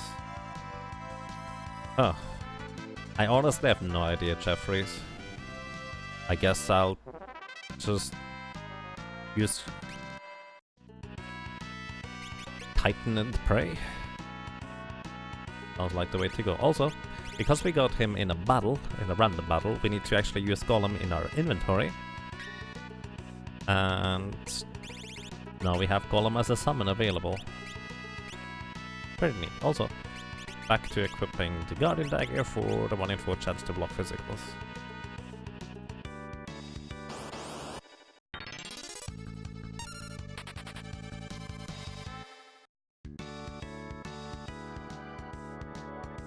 You're a picky person when it comes to chairs, as you should be, if you can afford it anyways.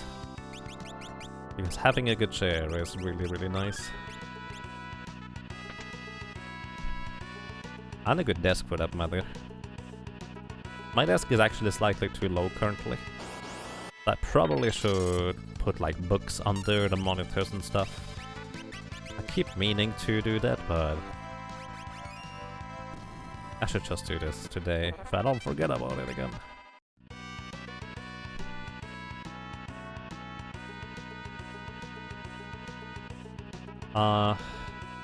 Venom rods to use bio, not poison. But actually, if you attack with a venom rod, does it use poison? If you break a venom rod, you get bio as an ability. But what if you attack with it?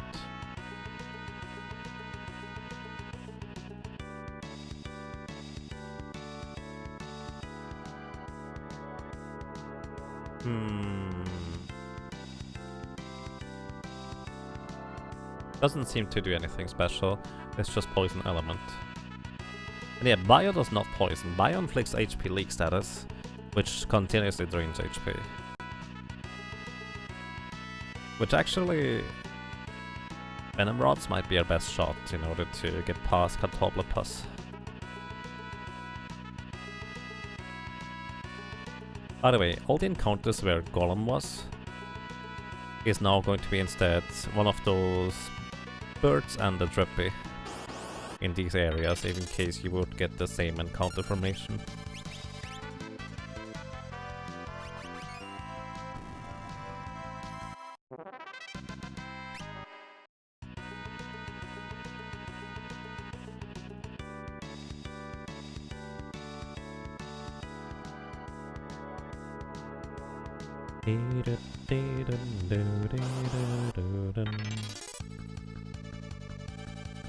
Bonk.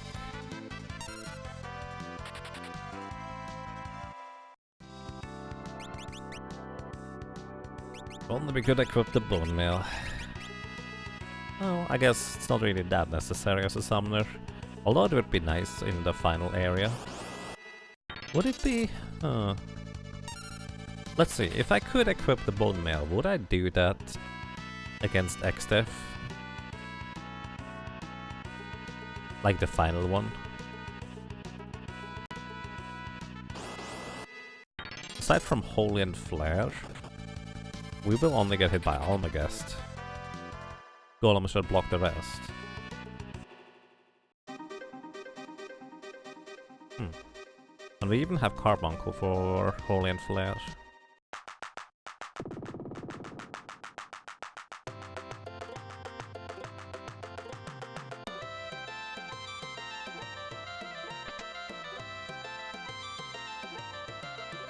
Alright, we did get the Coronet, which is worth 37,500 gold, which is a ridiculous amount, and that allows us to just stock up all the way on high potions. And that's kind of all I'm looking for. Actually, can we buy cabins here?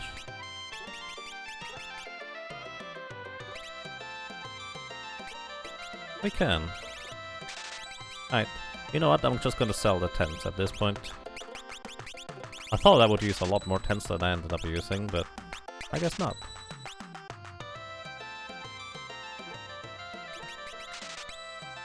And I still have plenty of money. This is the power of a summoner. I can just take out efficient fights really, really easily.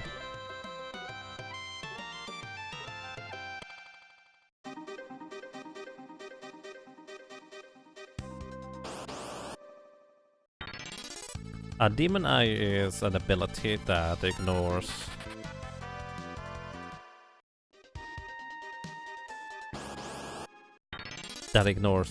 physical barriers, so to speak. Like, it's not an attack that Catobla Pus does that hits you and then can inflict petrification like Carlboss stun attack. It's more of a case where he just casts a spell and you either get petrified or you don't if you're lucky. Actually, the Ancient Ring might come in handy, because that is by far the highest magic resistance items we can have at this point, in order to survive the petrification attempts. Yes, actually, I guess I didn't necessarily explain that properly. Golem only as Jeffries just said, Golem only blocks statuses that are applied via a physical attack, not just statuses in general.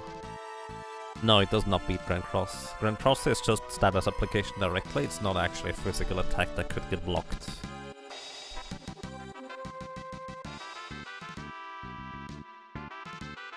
Does that include Reaper Sword? That's a really good question, I don't know. It might.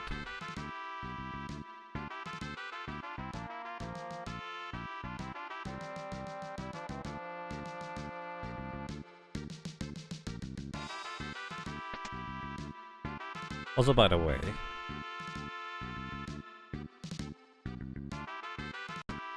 in order to do a Soul Cactus challenge run with a Blue Mage without deaths, I think you would want to level up to level 66 in order to take out X-Death. That way you should probably have enough damage to kill him through Condemn, I would guess. Because with Goblin Punch in level 66 and the Excalibur, or Excalibur, that might actually work.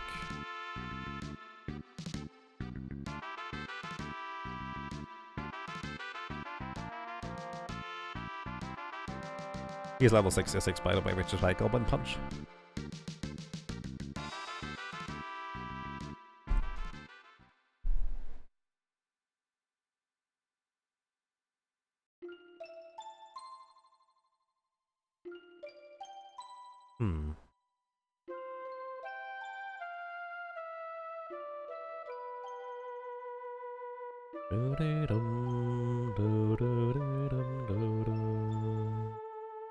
Let's see, what kind of deaths did I have as a Blue Mage? Few random ones, which I have no idea what they're about anymore. Car boss, that just happens, but if you Goblin Punch him, it shouldn't be too difficult. Siren, you can die plenty of times. Actually, the 3 deaths on Siren are because I didn't have Arrow and then restarted, then I had Arrow. 4 deaths on Ifrit. I guess you really don't have anything useful against Ifrit. That's not true, you can just break rods. I just didn't break rods. So Ifrit you could just break rods and defeat him really quickly. Prey Claw should be easy if you just break a rod. Soul Cannon, same deal, just break rods. You can even farm up an Ancient Ring, considering that you probably want to farm up to level 66 in World 1, so I might as well do that right away. That way you should not have any trouble with Soul Cannon. Archaeoavis. Archaeoavis is gonna be a bit of a monster though. Especially since I'm not gonna go for Deathclaw in a deathless attempt.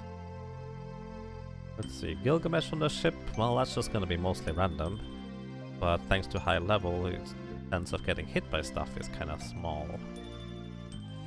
But it's always possible. X-Def 1 with Goblin Punch might be just fine. Necrophobia, I guess with level 66 it could be okay. But if you go for a Deathless run, you might as well just skip Necrophobia and go straight for X-Def instead. No reason to take any risks there. And then you could also go and do what I ended up doing, just run 3 X-Def out of magic. Yeah, I can see Blue Mage doing a Deathless run if you really try for it. It would be a lot of work, and not guaranteed in the end, but it could work. You just know a double Bone Dragon back attack will end your run. Yeah, that's just a mean one though. So, alright. In this area here, there is an encounter with 4 yellow rabbits. Each one of those 4 yellow rabbits has just under 1000 HP, I think. And has a 1 in 16 chance to drop elixirs, which is exactly what I'm after right now. I want to stock up on 3 elixirs, and That's kind of all there is to it. So those rabbits look like they are flying, I wonder whether they actually are. Nope, they're not. Because certain enemies, you wouldn't think that they are considered flying, but because the sprite, whoa, literally shows that they are flying. So we got an elixir on the first rabbit. How convenient. Yeah, I guess speed is kind of an issue for Blue Mage as well, so the Bone Dragons would get you.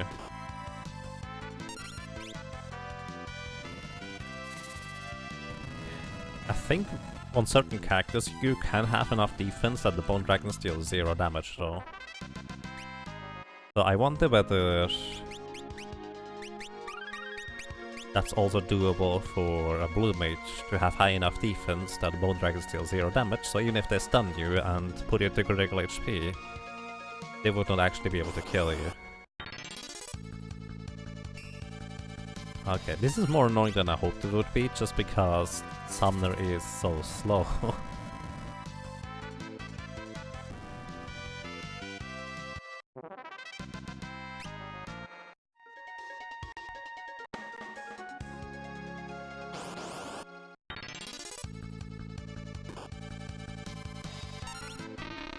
Oh, probably should have considered that beforehand.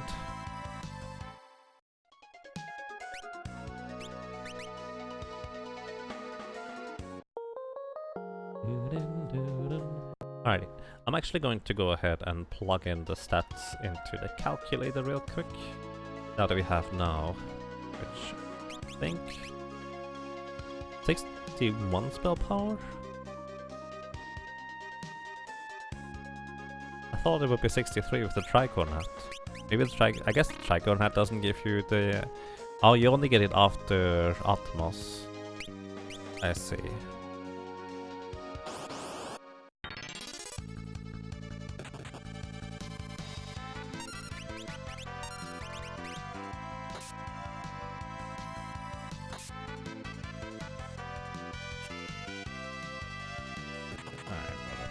So you only get the thing after Atmos.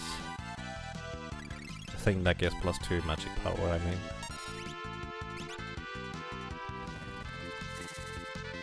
So I guess it would be relevant for XDev, but for Atmos, not so much. What would be the next level threshold anyways? What's the... Why is 39 the threshold? Also, do I have... Oh wait, it does. No, it gives +1 magic power, that's what it is. I was just thinking, that doesn't make sense. Dancing Dagger gives me +1 more, so we can actually calculate it with 62 magic power, so it's still quite slightly off, actually.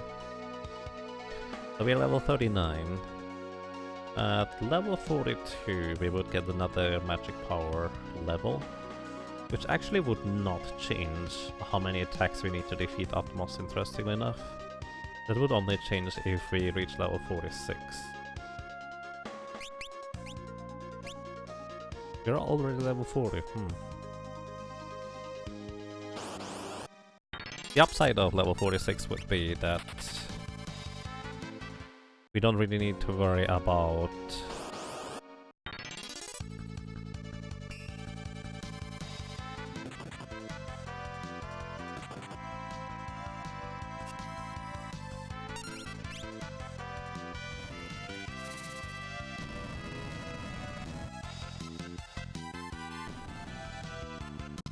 we would not really need to worry about variance, because at level 39 that we were, we actually have kind of like a 50% chance of not dealing enough damage in 10 attacks. Which we do guaranteed deal enough damage at level 42 in 10 attacks. But then it's a little bit of damage wasted in a sense. 46 we would get the, well, the 2 more multipliers than currently we have.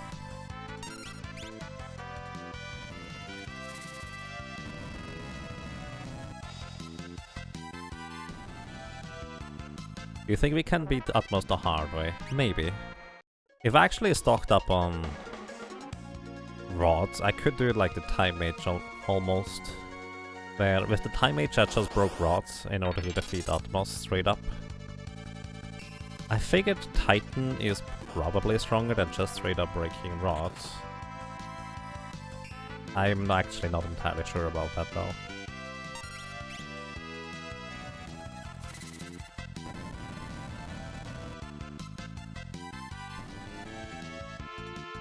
Okay, how many elixirs do we have? Not one more.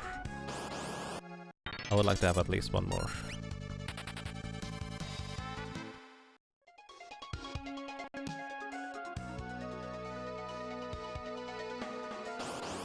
I guess if you were to do a sort of character deathless attempt, you might as well try to manipulate it or do a full route. Actually, that would be kind of silly since you would be walking back and forth for a long time. Boosted Titan is 165, unboosted Agas are 185. I see, so breaking rods actually does deal more damage.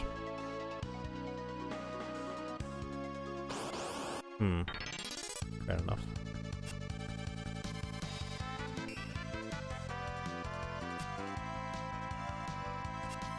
And F-Cape is so good.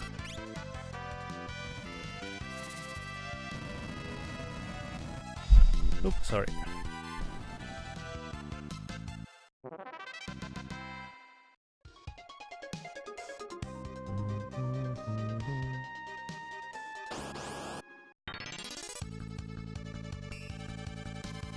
With just a little bit more agility, we would be faster than the Cure Beasts. But as it stands, we are guaranteed slower. So sad.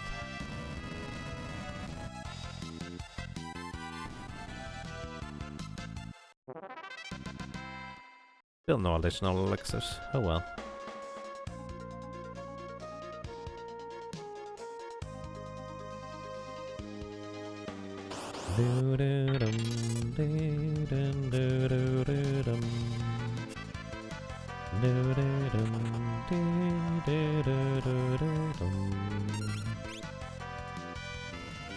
Rage of the Earth.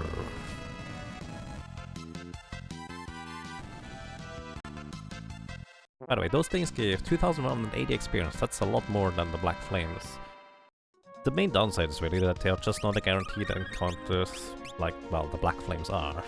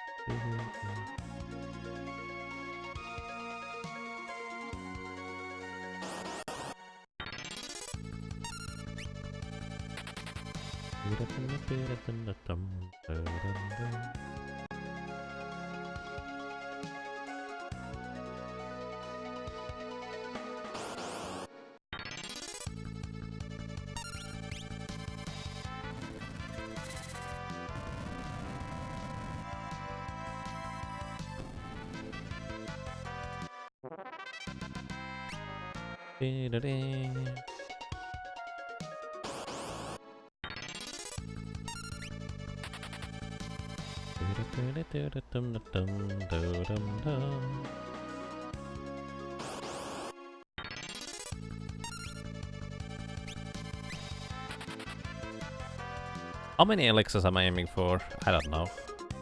6, I guess. I just wanted one more. I don't really have a plan as to how many I will want to use or need for that matter. And I guess I could always go and get some more after Atmos, just because I will have the gold pin by then.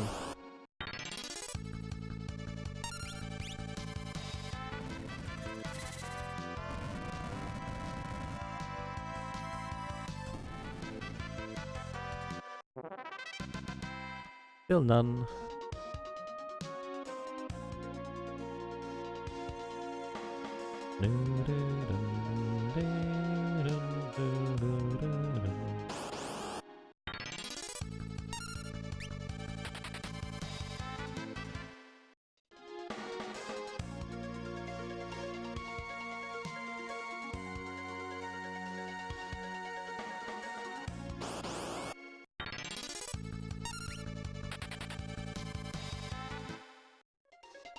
Just curious, that's fair. Yeah, I don't really have much of a concept of how many I would want to have or use. I've already used a lot more than I anticipated. Because I started with 17 before the first real boss. Car boss used up 9. And then we used another, like, 6 or 7 to get just past the early few bosses.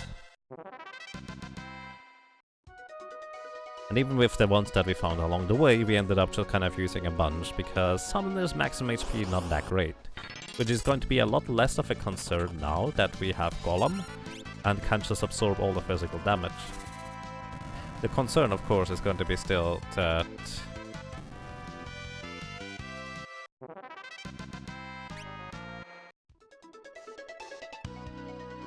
we run out of MP, which is going to be more and more of a problem the further we get, because the more or the higher level the summons are, the more MP they cost.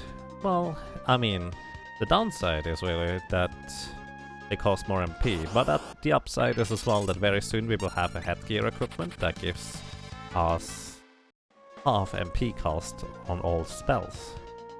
That includes summons. So instead of costing 25, Titan will cost either 12 or 13. I don't know whether that gets rounded up or down. Like, does the MP cost get rounded down? Or does the reduction get rounded down? Hey Zoltano, welcome, how are you doing?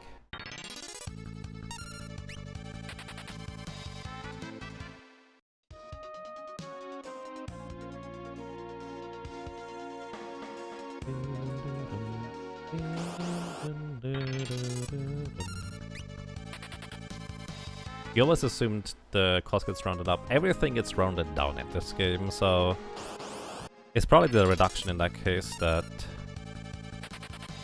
gets rounded down in comparison. Wow, we got really lucky with the first few elixirs, and now they are getting stingy here.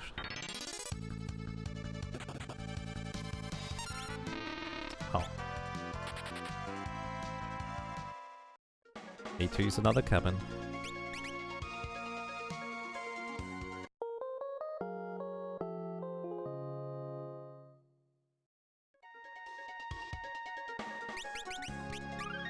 We're also level 41. 42 is where we get a slight damage boost. Again, it's not really gonna be terribly useful for the most part, but it could make a difference. Ow.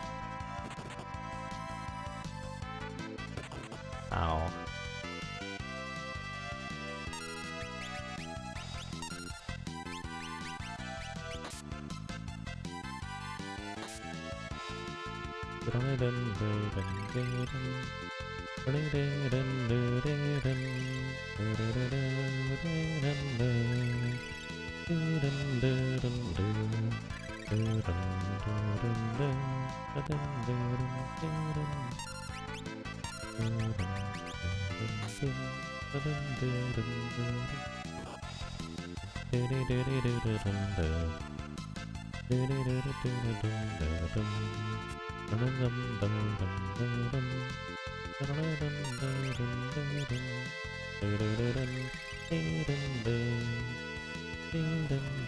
And yeah, actually I will also want to farm a wall ring, so I will naturally just get probably a few levels in the barrier tower too. Still no elixir. Come on, just one more. Just one more.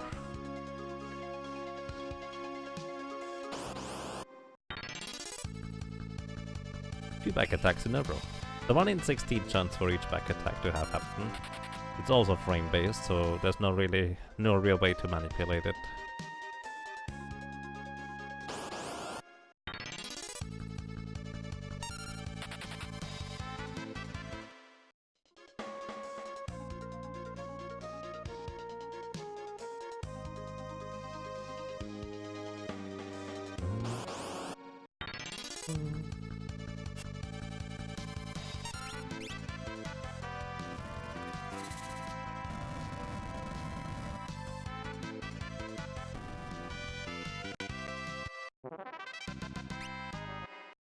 Still only turtle shells. They're guaranteed to drop from any turtle, by the way.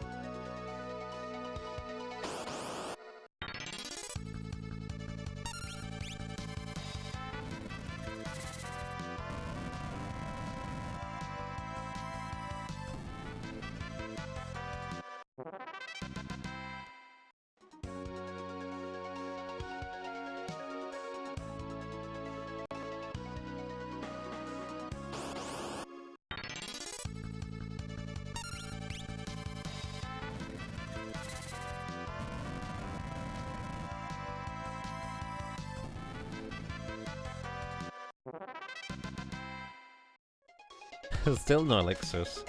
1 in 16 is actually not that low of a chance. Especially if you kill 4 rabbits in one encounter. Let's see, what is the chance of getting 1 elixir, at least 1 or more elixirs in one encounter? The chance is basically...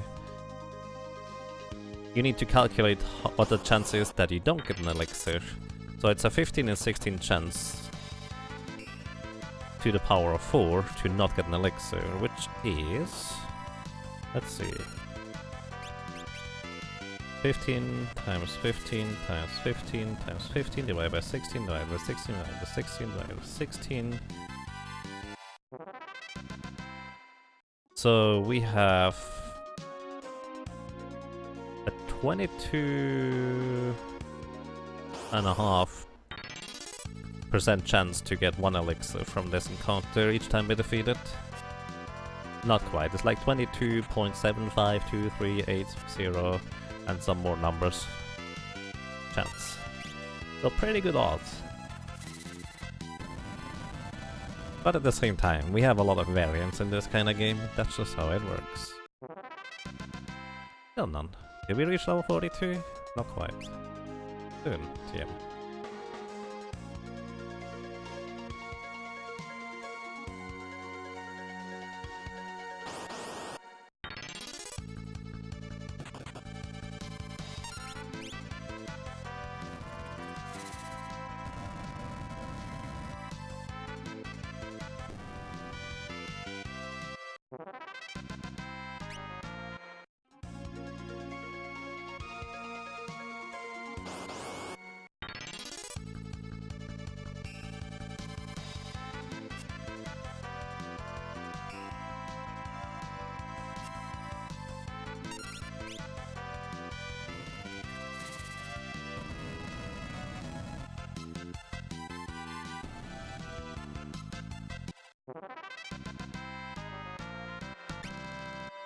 There we go, there's our elixir. Let's go.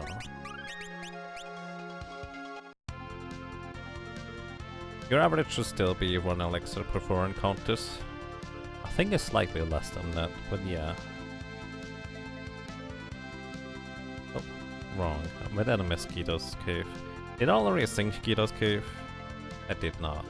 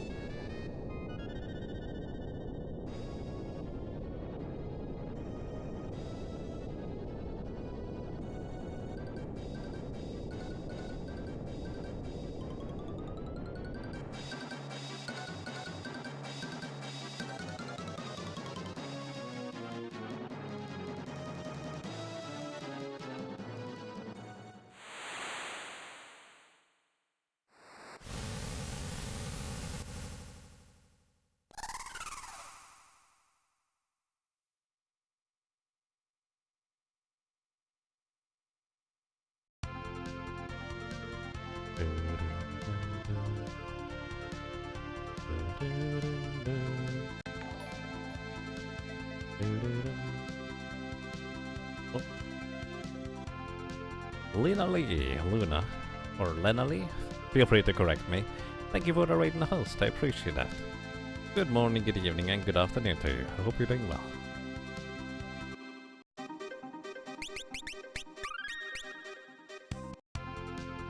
Over a large sample size, it's just one elixir per 16 rabbits average. Is it though? Is that the average? Is that how it works?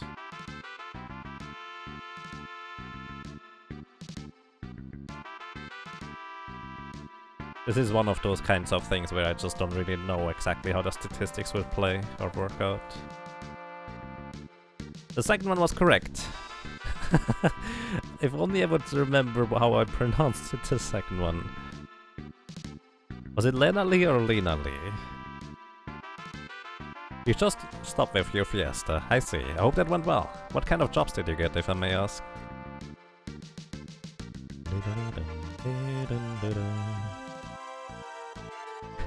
Alright, I think that was Lena Lee. I basically have a 50% chance to get it right now.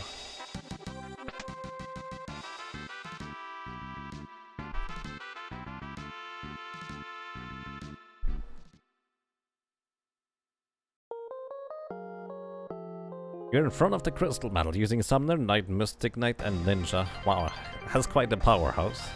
Nice. Good luck on the crystals.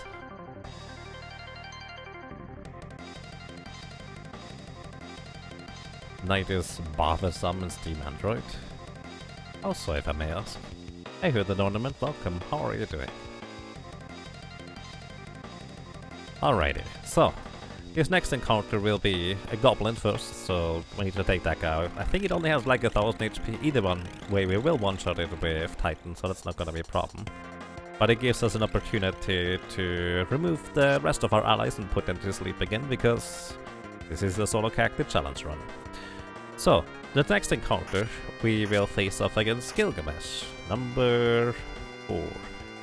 He has a total of 8888 HP, which means 5 spells cast off Titan would kill him, except that once he loses about 4000 HP.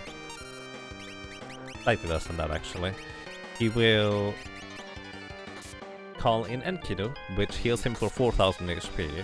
So we will have to hit him 2 more times with Titans. So 7 Titans will kill Gilgamesh, and I just kind of hope that we don't get killed by anything else in the meantime. Because that's kind of the biggest problem about using a summoner, really. We have a lot of damage, but our survivability might not be the greatest. Did we just level up? I guess I was really close to level 42. I see, yeah, crystals are mean. You need to be very specific on how you handle them. Alrighty, we are now actually going to deal even more damage with Titan, which may or may not matter. Either way, first things first, in boss battles that take a bit longer, we want to cast Golem. Golem absorbs a ridiculous amount of physical damage. So I'm reasonably certain this guy here will never be able to punch through Golem. And Missile dealing 75% of my current health and damage does not really matter right now. So we just start spamming Golem. Thanks to Gaia gear, it is boosted by 50%. So let's see, what was the calculation for Golem?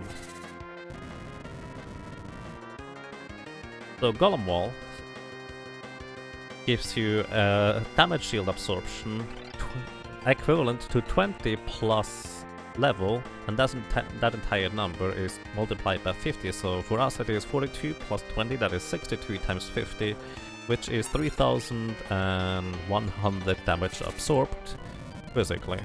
So very often you actually go for Enkudu first, because he will continuously heal and also has a few nasty attacks and abilities up his sleeve. But because Titan is our strongest attack power spell, I'm just going to go straight for Gilgamesh instead. Wind Slasher is kind of the only thing that can really kill me. One of the problems is exactly Deathclaw. Deathclaw will put us into critical HP and also paralyze us at the same time. So if Enkidu decides to use another Wind Slash, we're dead. Vampire will always deal 0 damage because it's equivalent to however HP he is missing halved. And since we didn't deal any damage to Enkidu, well, it doesn't really matter.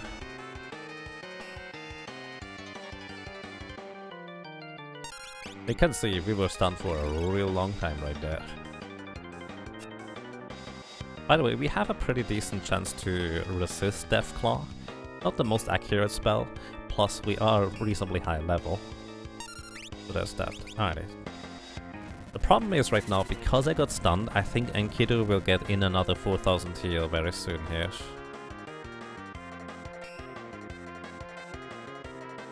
Oh, there's the slow. That's by Enkidu, unfortunately. Slow is one of the most insanely strong status effects in this game. And it will take us more than double the time until we get a turn again. So the enemies will go about 3 times for us going once. Sonic Wave would now be even worse because it would halve our level. And since all the damage calculations are based on the level, well, that would be really, really bad. Okay, Missile, we may want to heal, but at the same time I really want to get rid of Gilgamesh. There we go. Now we still might die here, because we have to somehow get through Enkidu that will be using Vampire every other turn, or at least have a chance to. I'm just gonna use an elixir here to heal to full. And our best attack opportunity is probably actually breaking Venom Rot, if I wanted to do that.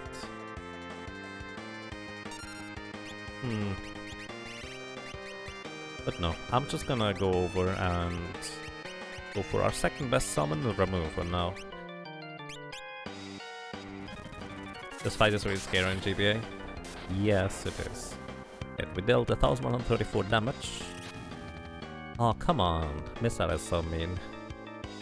Because now a vampire would kill us.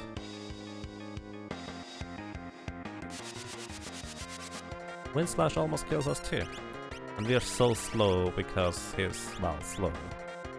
Maybe I should have just gone for Ramu instead of continued with Titan. And hope that we can kill Enkidu before anything bad happens.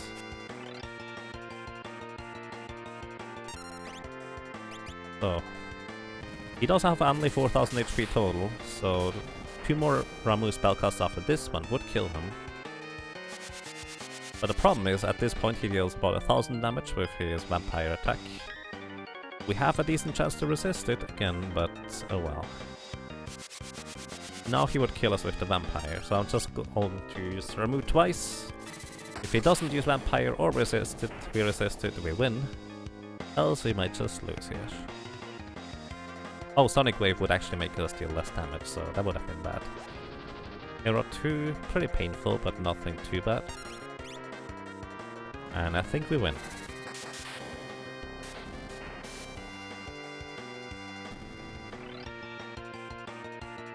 Alrighty. That's kinda spooky. But it worked out. Sure, you can ask for ability advice. Subtype. Did I miss something?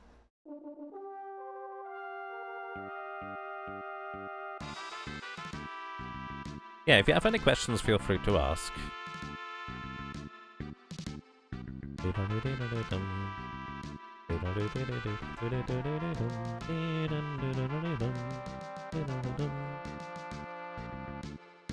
Oh, submarine.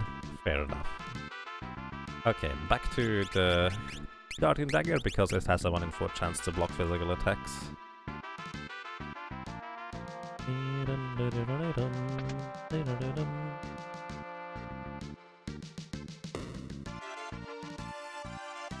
With the Mystic Knight and Ninja, you have no clue what a good second ability for your summoner might be. Throw, Image, Equip Shields. So, Throw is actually probably your way to go for the most part. Equip Shields is nice too, in specific instances, but you would also need to have the appropriate shields for it. Throw is probably your best option, because if you throw ninja scrolls like the fire scrolls, lightning scrolls, and water scrolls, they are really, really strong, especially lightning and fire scrolls. They are basically equivalent to a summon, and if you have a fire rod or a lightning rod equipped, you even increase the damage of those scrolls more than you throw, plus they are based on magic power. So a secondary ability that is pretty good for the ninja too is in fact summons, because that gives a ninja the summoner's magic power. And if you just keep throwing those scrolls, enemies will die left and right. For example, in the Forest of Moor, you could just throw a ton of fire scrolls and everything dies, because summoners throwing fire scrolls does a ton of damage with a fire rod equipped.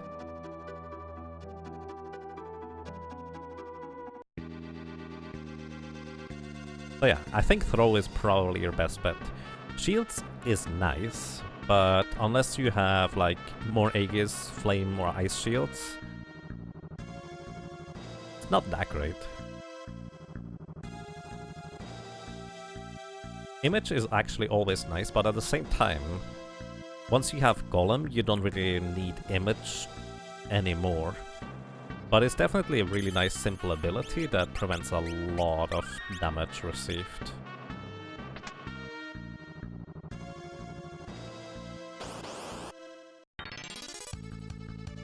Alrighty, so what I'm gonna do here is I want to actually attack those Wall Knights. Those Wall Knights have a 1 in 16 chance to drop a wall ring. And even though I will be able to use Carbuncle, it's probably just better for me to try and get a Wall Knight instead, a wall ring instead, for dealing with X-Death at the end of World 2.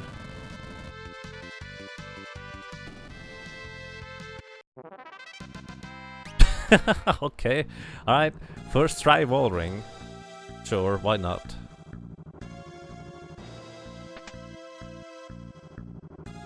Why not? The 1 in 16, like the elixirs. And I would have farmed for that, but now I don't have to anymore.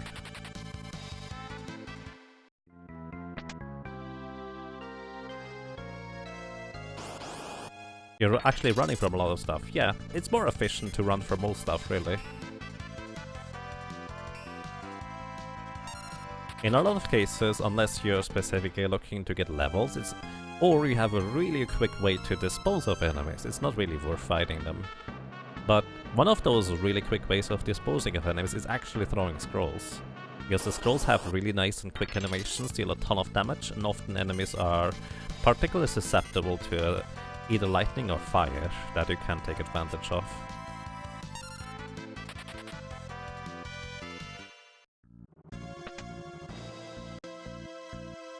Golem made Image pretty much redundant. Image is still nice to have, because Golem can run up pretty quickly on enemies and bosses that deal a crazy amount of physical damage. So it's nice to have it as a safety. But at the same time, since it only absorbs 2 attacks, might not be the greatest. Lord Wall Knight has blessed his run, it looks like it. Alrighty. By the way, I may not be able to defeat Atmos today, so we might be going for this later. What I just want to check out is whether we have a reasonable chance at defeating Atmos. I will be pondering and thinking on whether it will be a good idea to attempt to take out Atmos the difficult way, or whether we're gonna go the easy way of so many other solo character challenge runs. For anybody who does not know what that means, I will explain that shortly. But before that, in this box, very frequently there is a dragon in there that deals fire damage. Sometimes there's a dragon in there that deals... or there's 2 yellow dragons in there instead, which deal lightning damage. The 2 yellow dragon encounter is the reason why I went to save before I went over here. But red dragon, not too bad. The thing is, red dragons are weak to earth and also ice, as you might imagine. And as you can see, Rage of the Earth does crazy amounts of damage to this poor guy. I used Golem because I did not know how long it would take for Titan to take him out, but just 2 Titan spellcasts should do the trick here. And the reason why we defeated that guy is because the gold hairpin will make it so we only have half the MP cost for all our spells. Which is insanely good, considering how expensive everything is for a summoner. So now if I were to try and use Titan, it only costs 13 MP, so it's the reduction that gets rounded down. Or the half of the MP cost rounded up. We could also consider that to be a valid thing to go for, or think about it. Alrighty, and...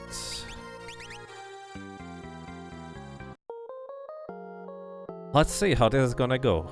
What I always will allow myself to do is rearrange my party to have one of the characters in the back row rather than the front row, in order to have at least one more turn to defeat Atmos. Actually, I think it gives me 2 turns overall. What is my weapon? Guardian Dagger is fine.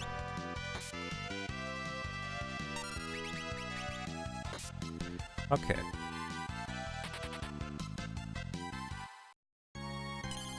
So, I will put Leno into the back row. This will make Atmos take 1 more turn until we're gone. So, we have 61 magic power at level 42. Which I think is actually no, 62 is what I calculated with.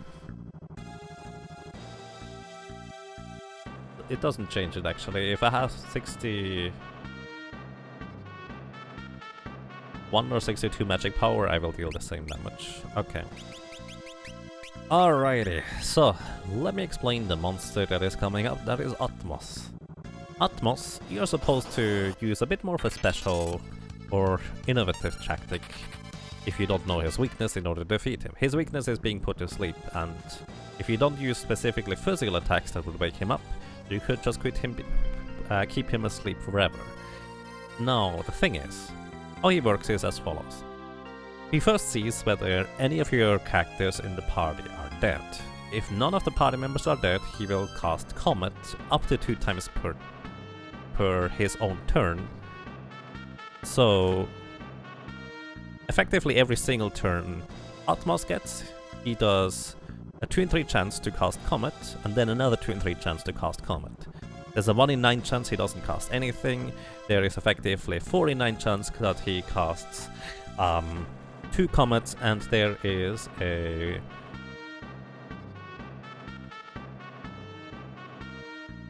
4 in 9 chance that he will only cast 1 comet. That's how it works. There we go.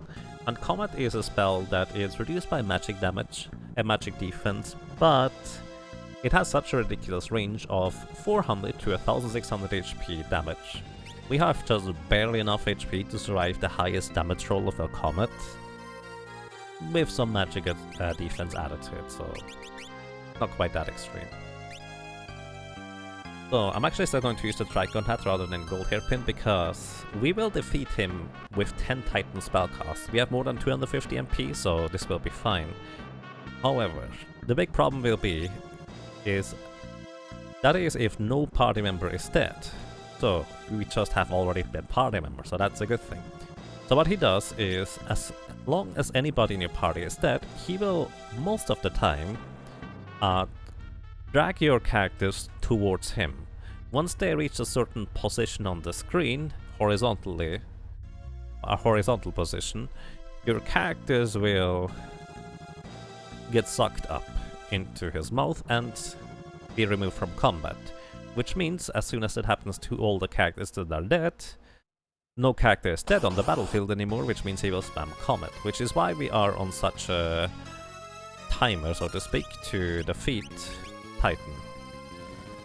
To defeat Atmos. So he has about 20,000 HP. Decent amount of magic defense, so it is our second spell cast. We need 10 attacks in order to kill him. So every third turn he has a 1 in 3 chance to cast a special spell instead of using Wormhole here. And I would like to point out that this is only the third cast I'm doing. Atmos, by the way, also automatically comes with haste, which means he gets about 4 turns for me getting 1. But it's possible for me to survive 1, maybe 2 turns of additional Titan spell casts. But unfortunately, this is nowhere near enough damage. And Comet will just demolish us here. Alrighty. I unfortunately did not stock up on Wraths, so the way we will be doing this is the traditional way of solo character challenge runs. And here's the reasoning.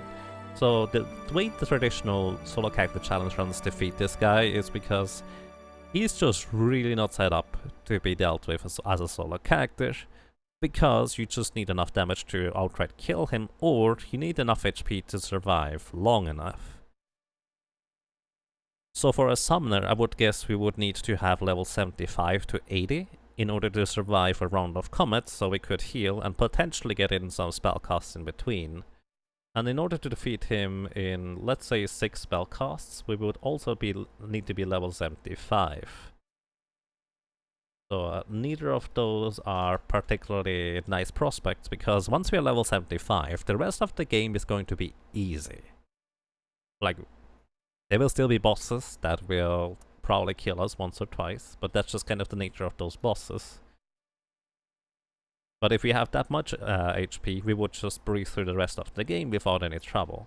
So that is kind of why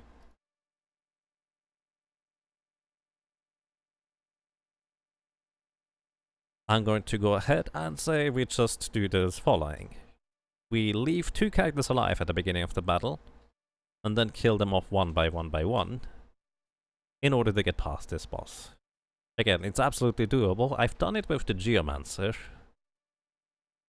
and the Geomancer needed to have a ridiculous amount of levels to get past X-Def anyways, but the Summoner does not necessarily. So that's the reasoning. Either way, that's gonna be what we will be doing next time. And I think I'm done for today. I need to do some preparations for the Yaga Monthly tomorrow. So, yeah, that's that for now. Thank you everybody for watching, for listening and for lurking. I hope you had a great time, and, well, hopefully until next time. Take care and thank you very much.